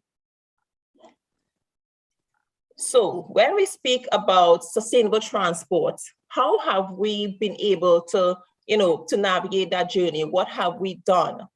And the first step is acknowledging the part that we play in our contribution to the problem. And with acknowledging the part that we play in our contribution to the problem, we have committed to being part of the solution, right? We are the producer, as I said earlier, of 33.3 million metric tons of CO2 emission. So it's our responsibility to really reduce that emission in order to contribute to stop climate change. And as such, we have committed to invest in 7 billion, both OPEX, CAPEX, over the next 10 years in measures to reduce CO2. These funds, we look particularly at alternative aviation fuels, the expansion of the zero emission e-vehicle fleet, as well as climate neutral buildings. And we have started along the road with a lot of these from many years ago. But given our new, the creation of our roadmap as of March this year, we are really on that train. We are really on a drive to ensure that we meet our commitments. In terms of strategy, so this was the first step, acknowledging and the acknowledgement and commitment. And in terms of a focused strategy, we cannot create a lasting impact unless we follow a clear strategy. And as such, we have created that roadmap. And our strategy speaks to engagement and integration of employees, customers, business partners, because this is not just, about the company. This is about connecting with communities. So we do this through our GO programs. This is about connecting to our communities. This is about engaging with governments, engaging with other bodies to support the entire sustainability strategy. We have set milestones along the way and focus our efforts basically on and measure our progress. There is a saying that we have in DHL: you cannot manage what you cannot measure. So for us, I've gotten that question many times: how do you measure sustainability? But we have set KPIs which are time bound. It's very transparent, and this allows us to ensure that we keep on a target, we keep on track.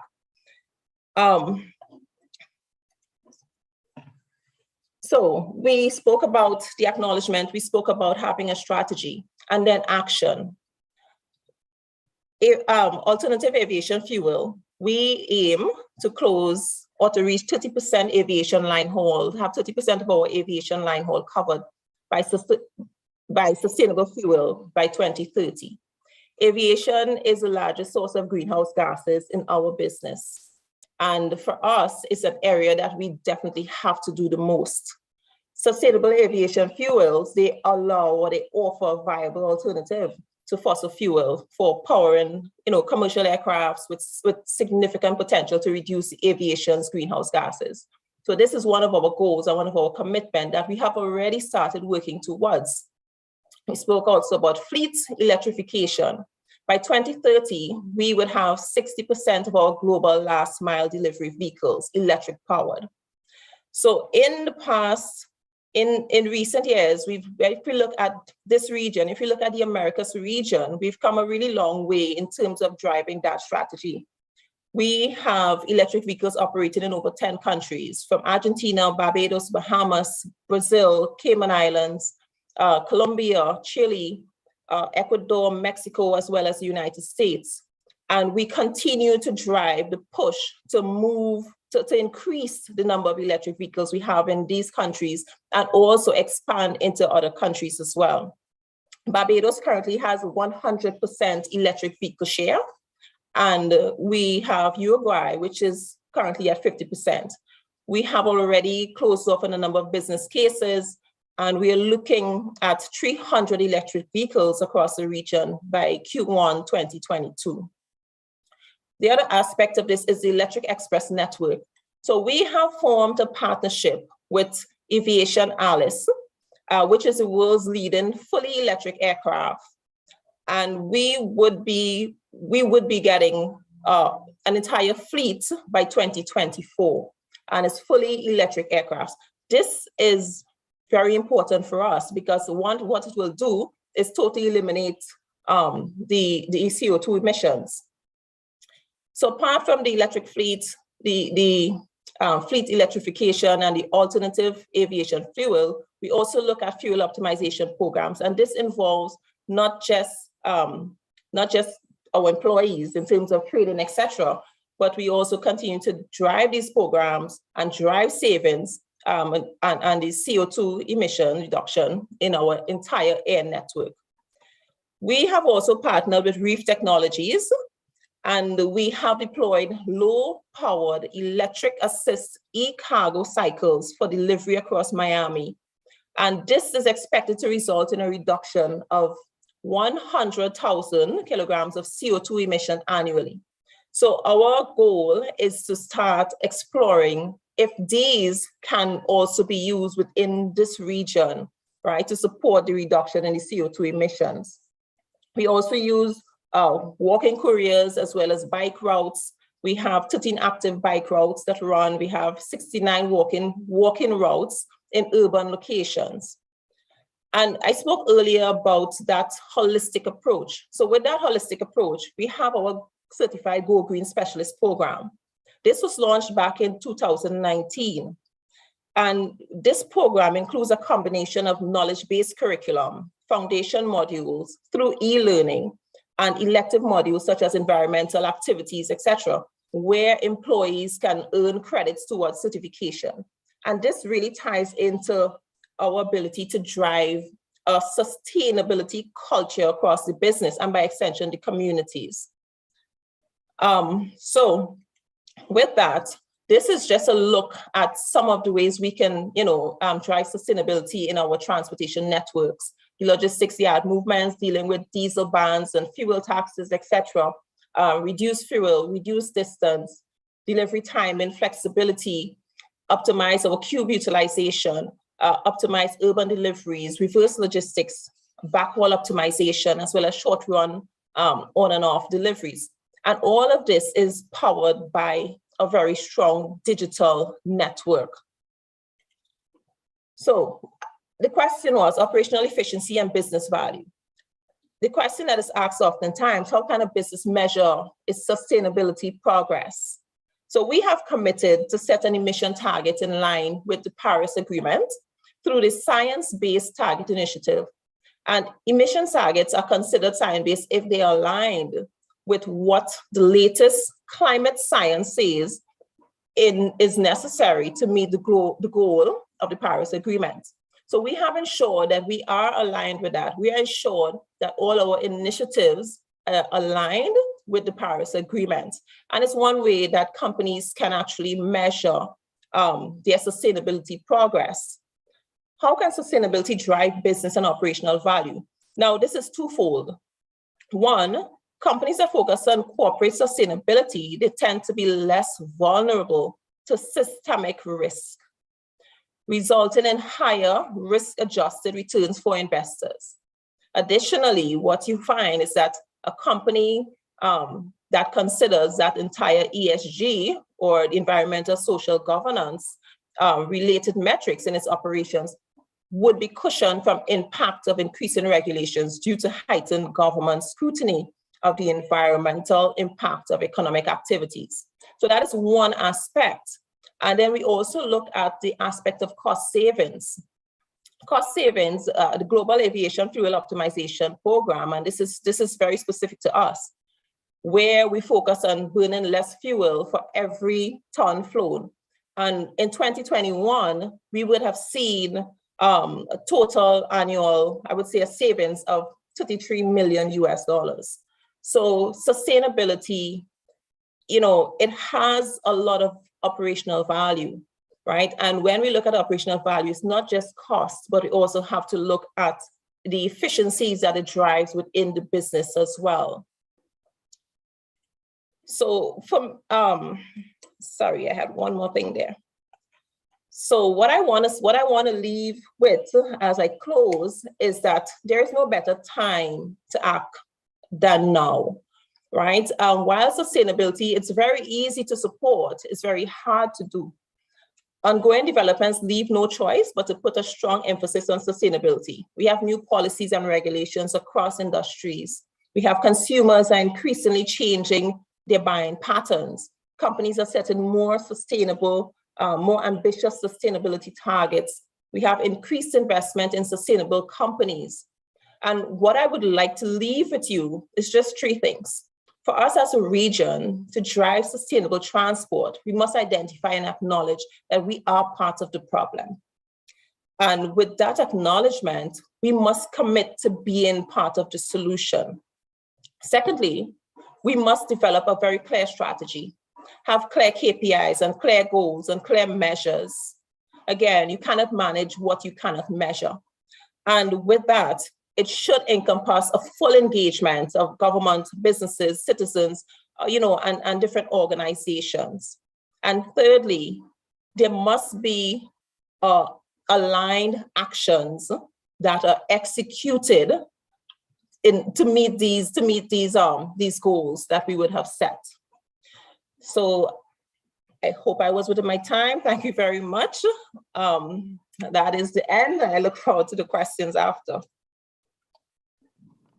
Andrea, thank you very much for giving us the perspective of DHL in terms of sustainable transport. This is, and then I know the company personally. I know how much they invest in sustainability. So I can tell you that everything that you said is true. I'm really sorry that we are running out of time, and I don't know if we are going to have time for questions, but I want to wrap up because to me, this is a topic that really may require a full day, a full week, full month, you know, but the importance of transport for trade and tourism and for everything that we do in an area that is so diverse and dispersed geographically, you know, cannot be underscored. We have seen the macro view at the maritime level with UNTAC's presentation with very, very fresh out of the oven information. And we can see the challenges that we are all facing to be able to improve sustainability, but also to improve connectivity. We have seen the risks and challenges at the level of security, cybersecurity nowadays, especially more than ever. And we have also seen the importance of sustainability in terms of digital transformation and all the elements that require. But we've also seen from Vanessa something that is very important, that is union makes strength. And alliances right now is a way to go. We really need to look at this region, not as individual countries, because no country alone is competitive in everything and cannot be. So we really need to put together our competitiveness, our competitive and comparative advantages, and see how we can all pull together and all, you know, make an effort to show the world and all the other organizations that we can come to an understanding. And this is what the ACS can bring to this region. we can bring the dialogue, the concerted action, the cooperation, and the understanding in specific areas, and transport is one of them. Transport is one of the most important elements for recovery. We cannot recover, post-COVID unless we put enough effort and investment in developing a transport strategy. And also we cannot talk about the development goals, because the sustainable development goals can only be achieved if we are well connected. So with that, and I am sorry, I have just been advised that we have not more time. We need to continue with the next panel. Maybe if we gain time with the next panel, we can bring it all together, because the next panel is also about the same topic. We're also now talking about the use of PPPs.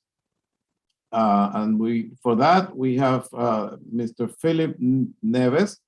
He's a senior specialist of transport public-private infrastructure partnership and for the World Bank. And we also have Mr. Peter Hall, Director General of the Jamaica and the Montego Bay Jamaica Airports Limited in Jamaica. One is going to give us a world perspective of PPPs, and the other is going to give us a practical perspective of an airport in the region. So thank you very much, and we can continue with Mr. Philippe Neves.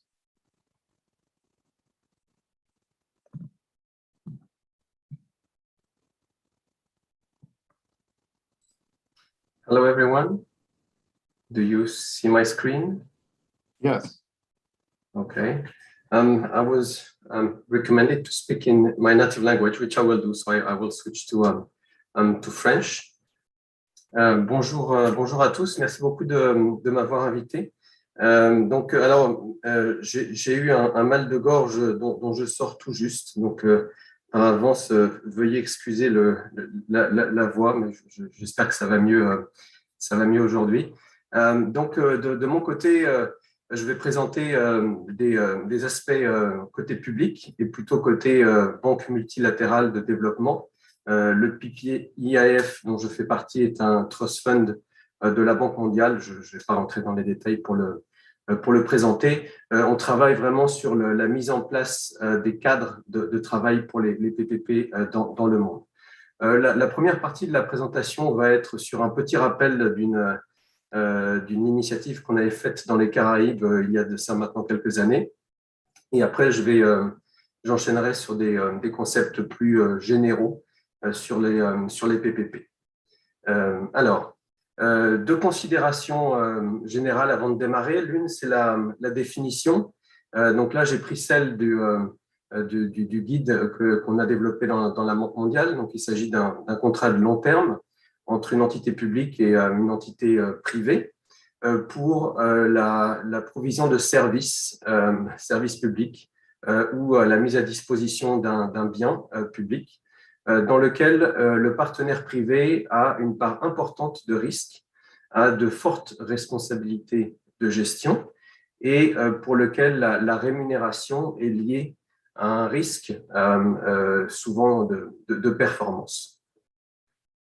La deuxième considération que je voulais faire avant de rentrer dans le vif du sujet, c'est simplement de rappeler, et là les chiffres sont de 2017, et en fait c'est la seule année durant laquelle ça demande beaucoup de travail au niveau mondial. C'est la seule année durant laquelle la Banque mondiale a fait cet exercice qui consistait à comparer les investissements en infrastructure entre la part publique et là, ce qui est indiqué comme SOI, qui sont les entreprises publiques, State-Owned Entities, et les partenaires privés.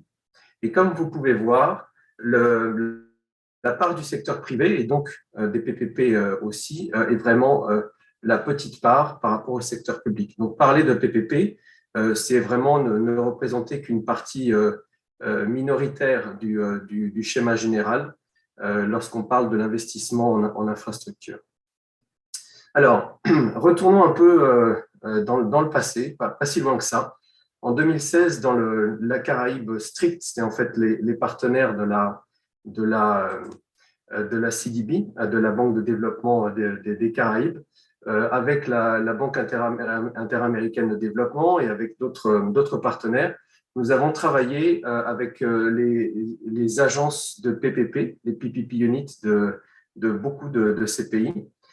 Et je voulais partager avec vous quelques slides qui étaient restés d'une session d'un séminaire qu'on avait eu en interne.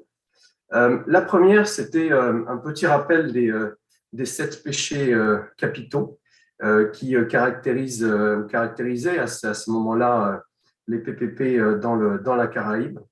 Donc, je vais les lire avec vous. Un manque de capacité technique de la part des gouvernements pour les projets les plus complexes, des erreurs en termes d'allocation des risques, beaucoup d'interlocuteurs publics, parfois même à haut niveau, qui discutent et négocient directement de contrats de PPP. Donc ici, un manque en fait de coordination côté public. Il y a également, bien entendu, la question de la taille réduite des projets. C'est le cas notamment parce qu'on a aussi affaire à des pays qui, pour la plupart, sont plutôt petits, mais la taille elle-même des projets ne nécessite pas forcément de penser à des gros projets. Et puis, on a également la question du fait que les PPP peuvent devenir des otages politiques et peuvent être tués dans l'œuf simplement pour des raisons politiques. La question des offres spontanées avait également été mise en avant. Et enfin, le manque de fonds. Et ici, il faut faire une nuance importante entre le fonds funding et le financement des projets, dans le sens où, si j'exagère un petit peu, à partir du moment où un projet est bien structuré, et en cela, ça veut dire qu'il a également des fonds solides à disposition pour rémunérer le partenaire privé, il y a de fortes chances qu'on trouve le moyen de le financer. Donc, le point critique, c'est vraiment celui des fonds. Voilà. Alors, je vais passer rapidement ici. Juste, il y a 3 slides sur les secteurs qui avaient été vus à l'époque. Donc, bien entendu, ces projets ont bougé depuis le temps. Cette slide-ci, c'est celle qui rappelait les projets de transport qui étaient sur la table des unités de PPP à cette époque-là. Je ne vais pas rentrer dans le détail. Et il y avait également d'autres projets, bâtiments publics, secteurs sociaux, etc. Voilà. Alors, et là, on est encore sur la vision de l'époque. Comme vous voyez, le transport avait la part du lion. Et on a aussi, et c'est un phénomène courant, le fait de voir que beaucoup de projets s'arrêtent au stade conceptuel et très peu arrivent finalement sur le marché de manière bien structurée. Donc ici, le premier message est simplement, lorsqu'on parle de PPP, et en particulier lorsqu'on a affaire à une autorité publique de type agence PPP, ils ont beaucoup plus sur la table que simplement un secteur spécifique qui serait le secteur transport. Et ce sont parfois des choux et des carottes, ou des entités très distinctes. Et un point fort pour tout ce qui est maritime et aéroportuaire, c'est bien entendu la monnaie lourde qui sert de revenu pour les projets, qui facilite énormément le financement. Et également, il y a tout un sujet de risque trafic, de risque volume qui est pris ou qui peut être pris par ces projets-là, même si avec le Covid, on sait que ça a ses défis. Et enfin, ce sont des secteurs qui, contrairement aux autres, peuvent avoir une forte partie commerciale, comme pour les aéroports, et ce n'est pas le cas des autres secteurs. Voilà. Alors, la deuxième section, il y aura une troisième section sur des aspects un peu plus innovants. La deuxième section est la section technique dure. Pour autant, je pense que c'est celle où je vais passer le moins de temps. C'est ici pour rappeler, par exemple, quand on passe côté cuisine, si je peux m'exprimer ainsi, et voir comment les gouvernements travaillent avec des entités comme le groupe Banque mondiale ou des conseillers comme la société financière internationale, l'IFC, on met en place des moyens pour bien structurer les PPP et on met aussi en place des cadres où des éléments comme ceci, des valeurs, sont mis en avant. Donc, le concept de value for money, il faut que le projet soit abordable financièrement, il faut qu'il soit, comme on dit, bancable ou viable commercialement parlant, il faut qu'il soit acceptable, et il faut qu'il puisse être gérable par l'autorité publique. Ici, c'est un diagramme de type Venn qui permet de bien revoir tous les challenges, tous les défis en termes des équilibres à prendre en compte lorsqu'on parle de PPP. Je voulais ici, en fait, ramener la discussion aussi à celui que le docteur George Barnett-Lawton avait présenté un peu avant, qui était sur le triple bottom line pour tout ce qui est durabilité de projet. Et en fait, effectivement, j'aurais tendance à dire que ce que je vous présente là doit être aujourd'hui mis à jour pour intégrer, en plus de la bancabilité, du transfert de risque et des coûts, les questions de durabilité sous tous les angles. Une autre slide de présentation d'un des outils qu'on a développé, c'est le PPP Screening Tool, qui est un instrument qui sert à aider les gouvernements. Il est disponible en ligne sur Excel. Il sert au gouvernement, au travers de plusieurs questions, à analyser si tel ou tel projet de PPP est viable ou pas. J'ai indiqué ici la liste des chapitres qui sont analysés. Je ne m'attarde pas plus dans le cadre de cette présentation. Je voulais, pour finir sur cette section, vous montrer un exemple du travail qu'on avait fait. Donc ici, c'est sur un aéroport que vous connaissez bien. Et avec l'IMF également, on avait travaillé à tout ce qui est risque fiscal et contingence fiscale pour les projets. Donc ici, dans le cadre d'un projet aéroportuaire, mais c'est valable pour tous les risques de trafic sur une route, etc., etc. La dernière section, et je suis très heureux de voir qu'en fait, beaucoup de panélistes avant moi avaient déjà mentionné ces sujets. Ce sont des points pour comprendre la durabilité, la soutenabilité des projets à plus long terme et de manière beaucoup plus large. Un point qui presque va de soi, mais dont on parle très peu, c'est l'importance de continuer à augmenter l'information disponible et la prise en compte du genre dans les projets. Alors, comme vous voyez ici, c'est une étude qui a été faite en Amérique latine sur le secteur des transports urbains, parce que c'est celui assez évident dans lequel il y a vraiment un rôle une différence de rôle en fonction des sexes, mais tout secteur est en fait soumis à cette analyse et devrait pousser plus avant les analyses lors des études de préfaisabilité. Je voulais également vous montrer un exemple d'éléments qu'on est en train de développer. Alors, c'est pour les PPP, mais c'est précisément pour mettre en place des systèmes standardisés d'analyse qui permettent au PPP de capturer des éléments de changement climatique. Donc ici, un exemple du secteur portuaire. Donc ça, c'est pour un toolkit qu'on va sortir bientôt. Je voulais également vous rappeler que les banques multilatérales de développement ont des indicateurs et des engagements en termes de co-bénéfices climatiques.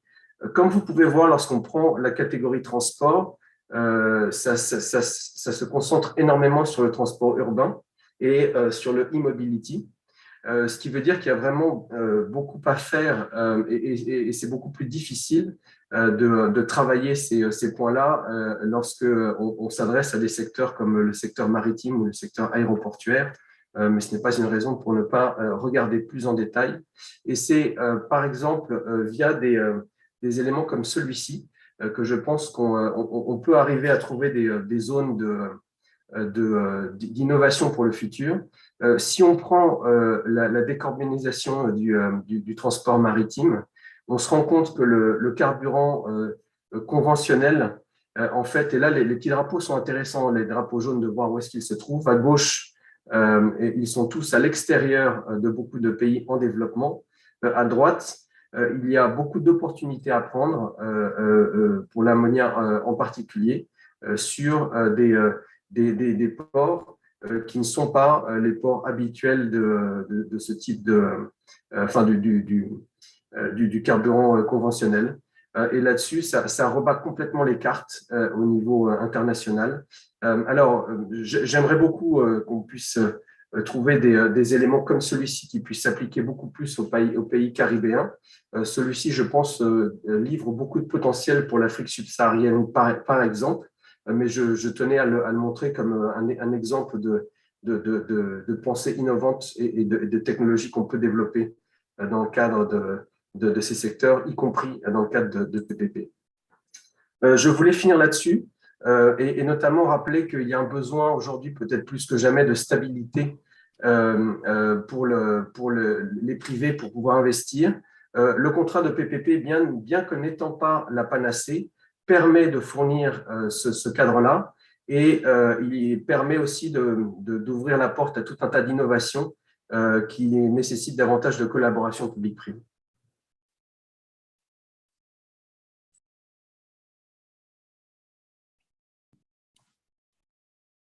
Muchas gracias, Philippe.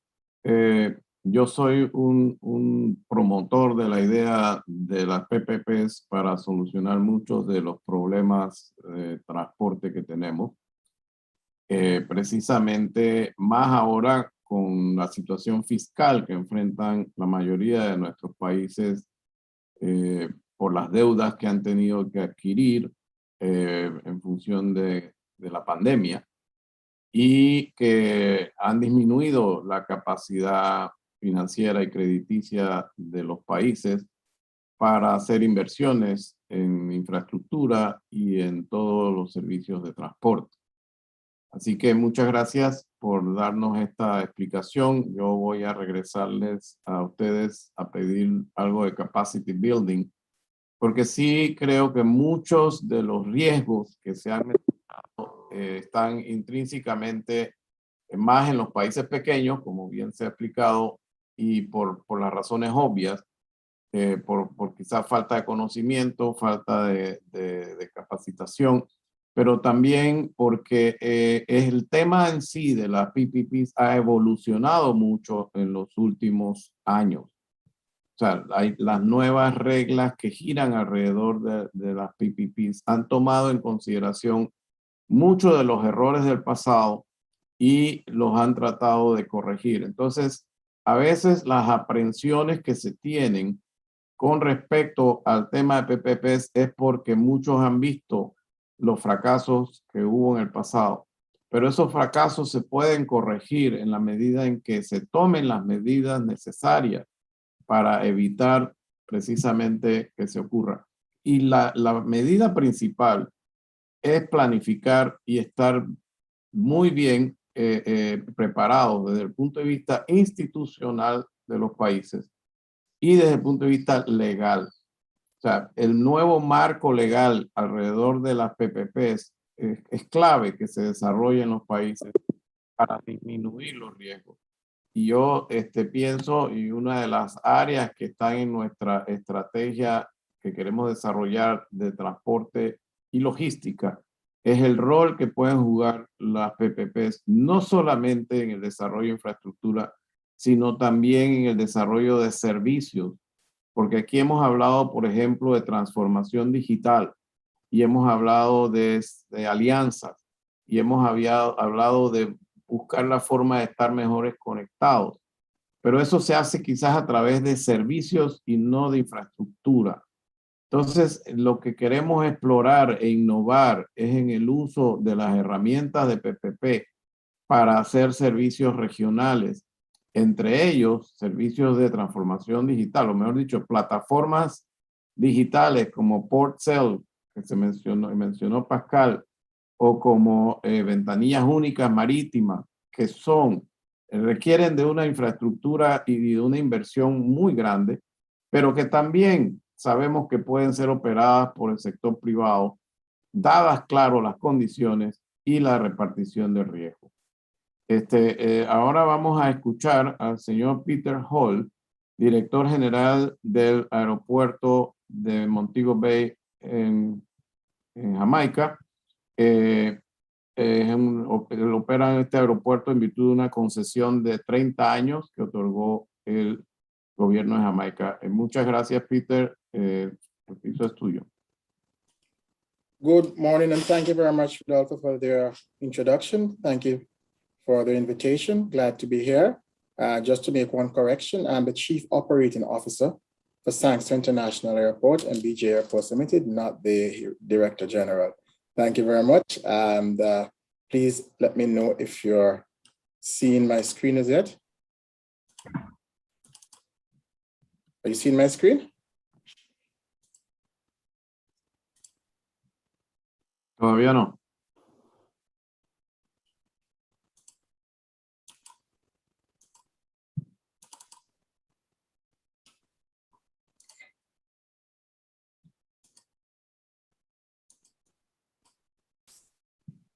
Bueno, Rodolfo, team, are you seeing my screen?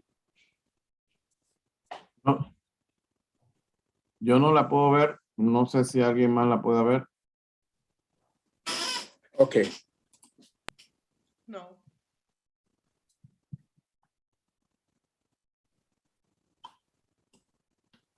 Safia, ¿podrías ayudar con esto?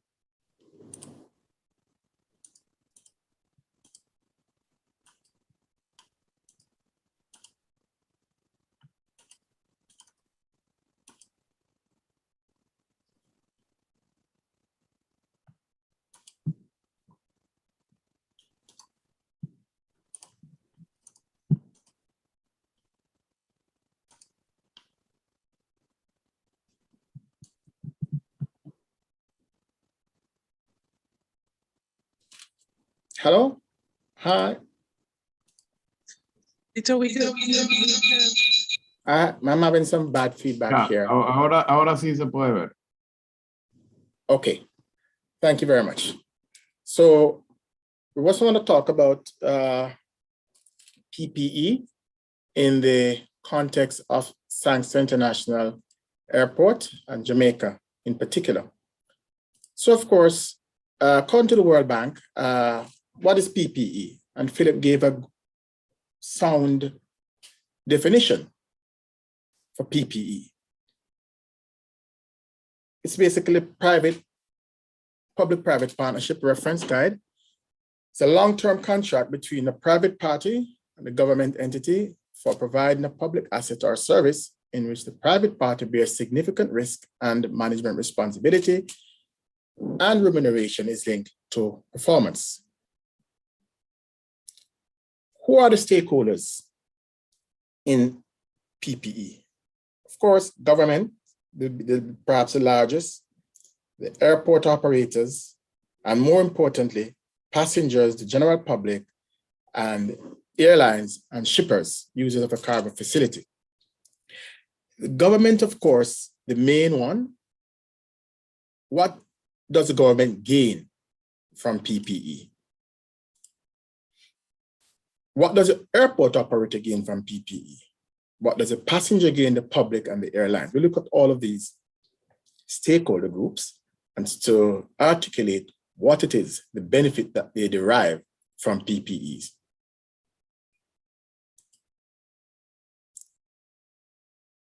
For the general public and the customers, passengers, two critical things is the improvement in service levels.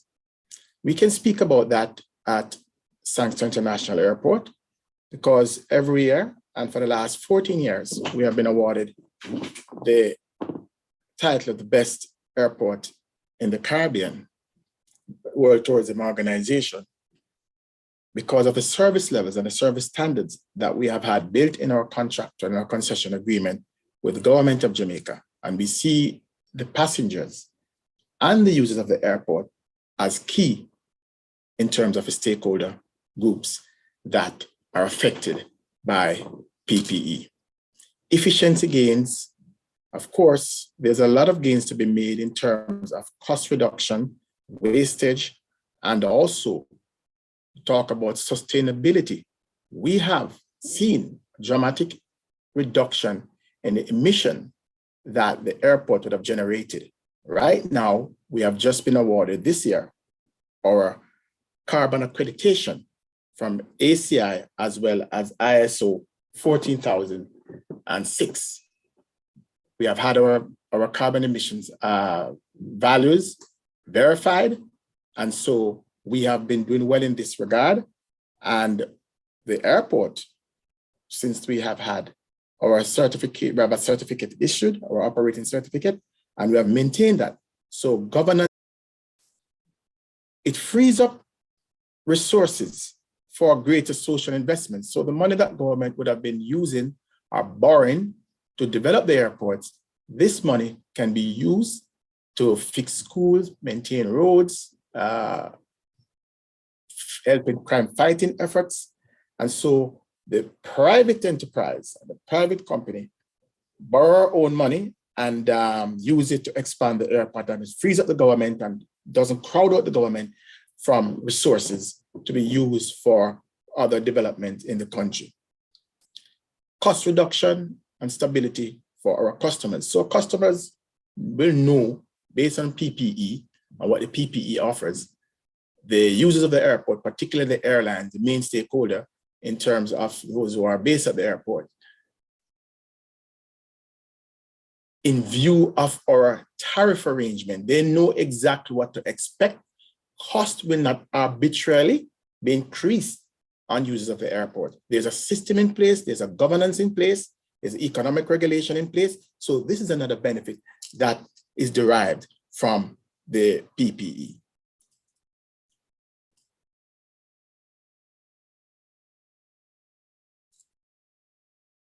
And perhaps the most important, why PPE? I think I've articulated that already. Perhaps the most essential tool of airport development in Latin America and the Caribbean, which is responsible for establishing the most PPE. So in Latin America and the Caribbean, in the globe, since 1990, it has been responsible for the most PPE with an investment of over $38 billion in 168 airports. And this, of course, statistics comes from the Inter-American Development Bank.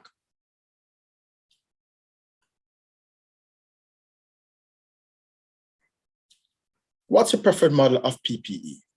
And looking at all the models that have existed is, for the airport, is concession through concession agreements. And that's been the preferred choice. And this model seems to have yielded the best outcome for all stakeholders based on what we have experienced in Jamaica and at Sangster International Airport since we have been divested since 2003 when MBJ took operation of this airport. And you can see that represented there. The most critical and the most widely used is concession agreement in the form of maybe greenfield and some aspect of it brownfield, because Sangster International Airport was not a greenfield investment. The first 5 years of our 30-year concession arrangement was devoted to development, building out expanding the terminal, and then the rest of the period would be, following that, would be for the improvement and renovation of the subsystems that the airport uses in our daily operation.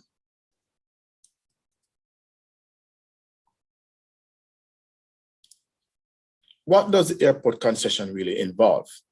From our point of view, we operate, we construct, and of course, a construction, once you have a design done, the design has to be appraised by the owners and the regulatory authority. We operate, we construct, we finance, and we maintain the airport. And after the 30 years, then we are able to hand over the airport back to the people of Jamaica through the government of Jamaica. But this is what our concession arrangement entails with the government of Jamaica.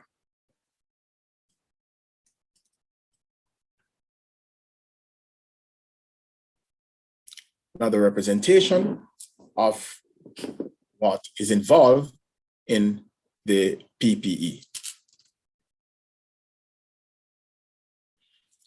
But for any PPE to work, particularly in the areas of airports, it has to be accompanied by structured independent regulations. And in 2002, the government of Jamaica passed through Parliament, Jamaican Parliament, the airport economic regulation that made it possible for the airport to be operations to be divested and operated by a independent private company. The other more important factor, and perhaps this is something that anyone or any airport group is considering, should ensure it's also written in your concession agreement, an independent competition commission. This is very important, and I'll explain. It's particularly when it has to do with your tariff. Every 5 years, there's a review of the tariff in line with their master plan, to finance the operations of the airport. So when you're applying to the regulator for an increase or review of your tariff, the regulator, as it is now, is able to say, okay, we don't believe that you deserve this quantum of increase. And so there's no other body or other independent structure that the airport, in our case, can go to and say, okay, please review what the Civil Aviation Authority or the regulator has said here, because this is inimical to their decision is inimical to our financial interests. This piece, this requirement of an independent competition commission being placed is absolutely essential. And if we should do it all over again, this is what we would like to have. One of the items that we would like to have structured in our concession arrangement.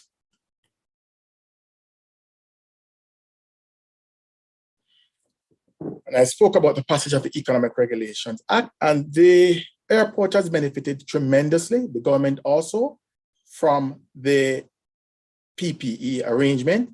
The airport, of course, we have seen the overlay of our runway. We have been reducing our emission year by year until we now have achieved and have in our possession certification from ISO, complying with 14,064, the airport accreditation, carbon accreditation from the Airport Council International. We have actually received this sort of recognition. And there are many other things that the airport has achieved. And we are going forward right now with our renewable energy strategy. 12% of our energy right now is renewable. It's coming from solar that we have implemented this year, and we are moving forward to ensure that by the end of next year, perhaps we're looking at 30 to 40% of our energy coming from renewable. But if we could change anything, and looking at the PPE in terms of the clauses, one of the things that we have to look out for, we spoke about the review of the structure of the tariff and having an independent authority. Clause in terms of payment of additional concession fees when revenues goes above a certain level, it sort of disincentivizes the airport from wanting to earn more, given this sort of clause. And looking also at the clause having to do with epidemic. No one thought, perhaps at the time when this concession arrangement was inked, of a pandemic that would extend beyond 3 months. Now we have a pandemic heading towards 2 years. So this is one of the things that we would love, and to do it all over again, to see change in any concession arrangement to ensure that the pandemic clause is spelled out and some variables are taken into consideration. And also looking at the force majeure clause to ensure that your assets are insured based on the foreseeable loss and not total loss. And if you have that in place in any concession arrangement, it will be win-win for both parties. I think this sort of wraps it up for our presentation from Sangster International Airport, looking at PE in the context of our airport as it was divested. Well, Peter, thank you very much for sharing with us a success story and how you made it a success. Of course, taking into account all the things that Philippe was talking about in terms of making sure that there was enough planning, regulatory aspects that are needed, and also making sure that the risk analysis was done properly. At the end of the day, one of the things that has come up in looking at the past of other PPPs is that sometimes the long-term view was not good enough. And that is why there is now a whole theory about incomplete contracts. And incomplete contracts need to be amended every so often. You can never really see what's in the future, especially now with so many changes in the future. Nobody could have thought of a pandemic. So you are really now talking about what that brings into this contract. Something that there was not this is not force majeure, but then what is in that contract that could really take into consideration things like this? So in essence, it is constantly evolving, trying to look for solutions to the new issues, but it is a great way to avoid having to spend fiscal resources or monies that are available maybe for other things, like you rightly said. You know, it's better to invest in education, in health, than in infrastructures that are better designed, built, and operated by the private sector.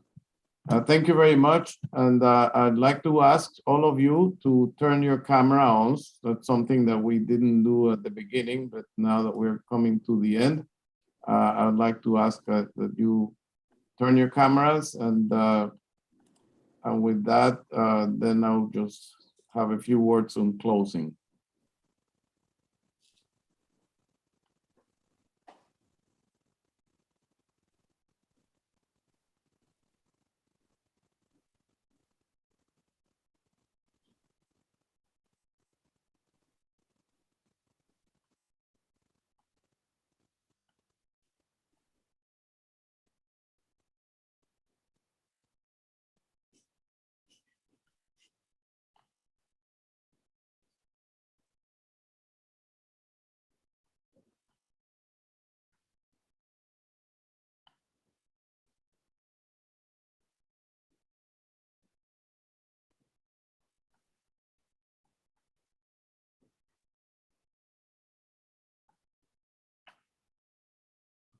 Well, can you please let me know if pictures were taken?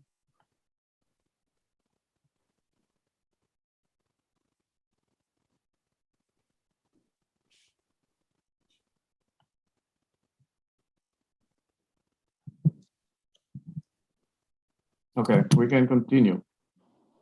Well, don't go, because this afternoon we're going to have another session that's also very interesting on sustainable tourism, which really brings together, trade, investment. Yesterday we were talking to the international banking community to see if there were monies available for PPPs, and they were also telling us yes, that so we are kind of bringing everything together now with tourism, which is really one of the economic pillars of this region, and that we need to be able to recover. That the theme is sustainability, but sustainability starts with recovering. And recovery to us right now, it includes not only taking a look at what avoiding or recovering from the impact of COVID, we're also talking about recovering from the impact of climate change. This is a region that's also hit by natural phenomena that has been evolving and increasing because of climate change. And climate change is also affecting tourism. So these are the two areas. They are all coming together in this business forum and I'd like to congratulate Nicaragua for hosting it and for making it such a success so far. With that, I'd like to thank you and give the floor back to Safia, who will tell you what's next.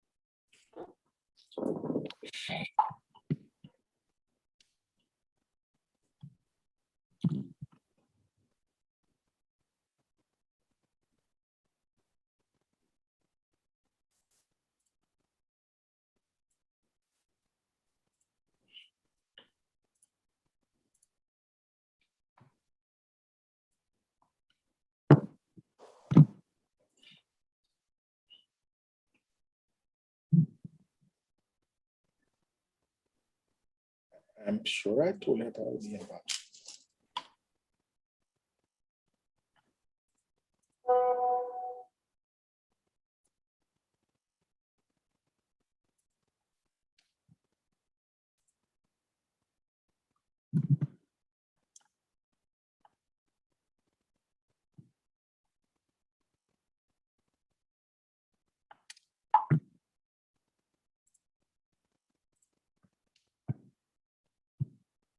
I'm sorry, for some reason, Safia is not being able to come online.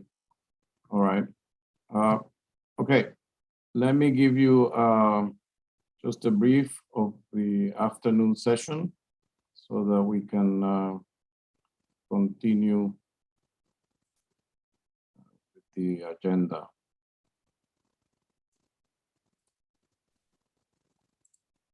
Just a minute.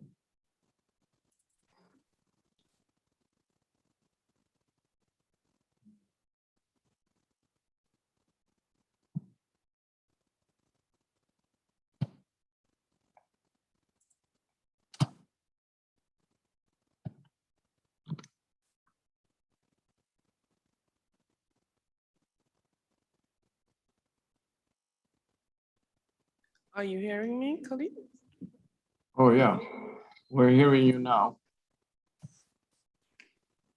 Thank you so much, SG, for taking us through the second webinar. I just want to thank again the speakers and the panelists for their contributions to the session this morning and invite everyone to be part of the sessions this afternoon that focuses on sustainable tourism. That session will start at 1 p.m. Atlantic Standard Time, and we will have a two-part session where we have a webinar of experts speaking to sustainable tourism in its broad sense under the theme,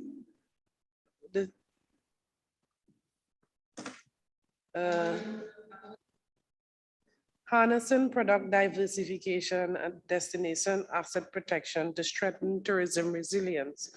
This particular session will feature a keynote speaker, also a plenary session, and then we move into a roundtable session that focus on tourism players that will speak about some of the practicality in their trust to recover the industry in the Greater Caribbean.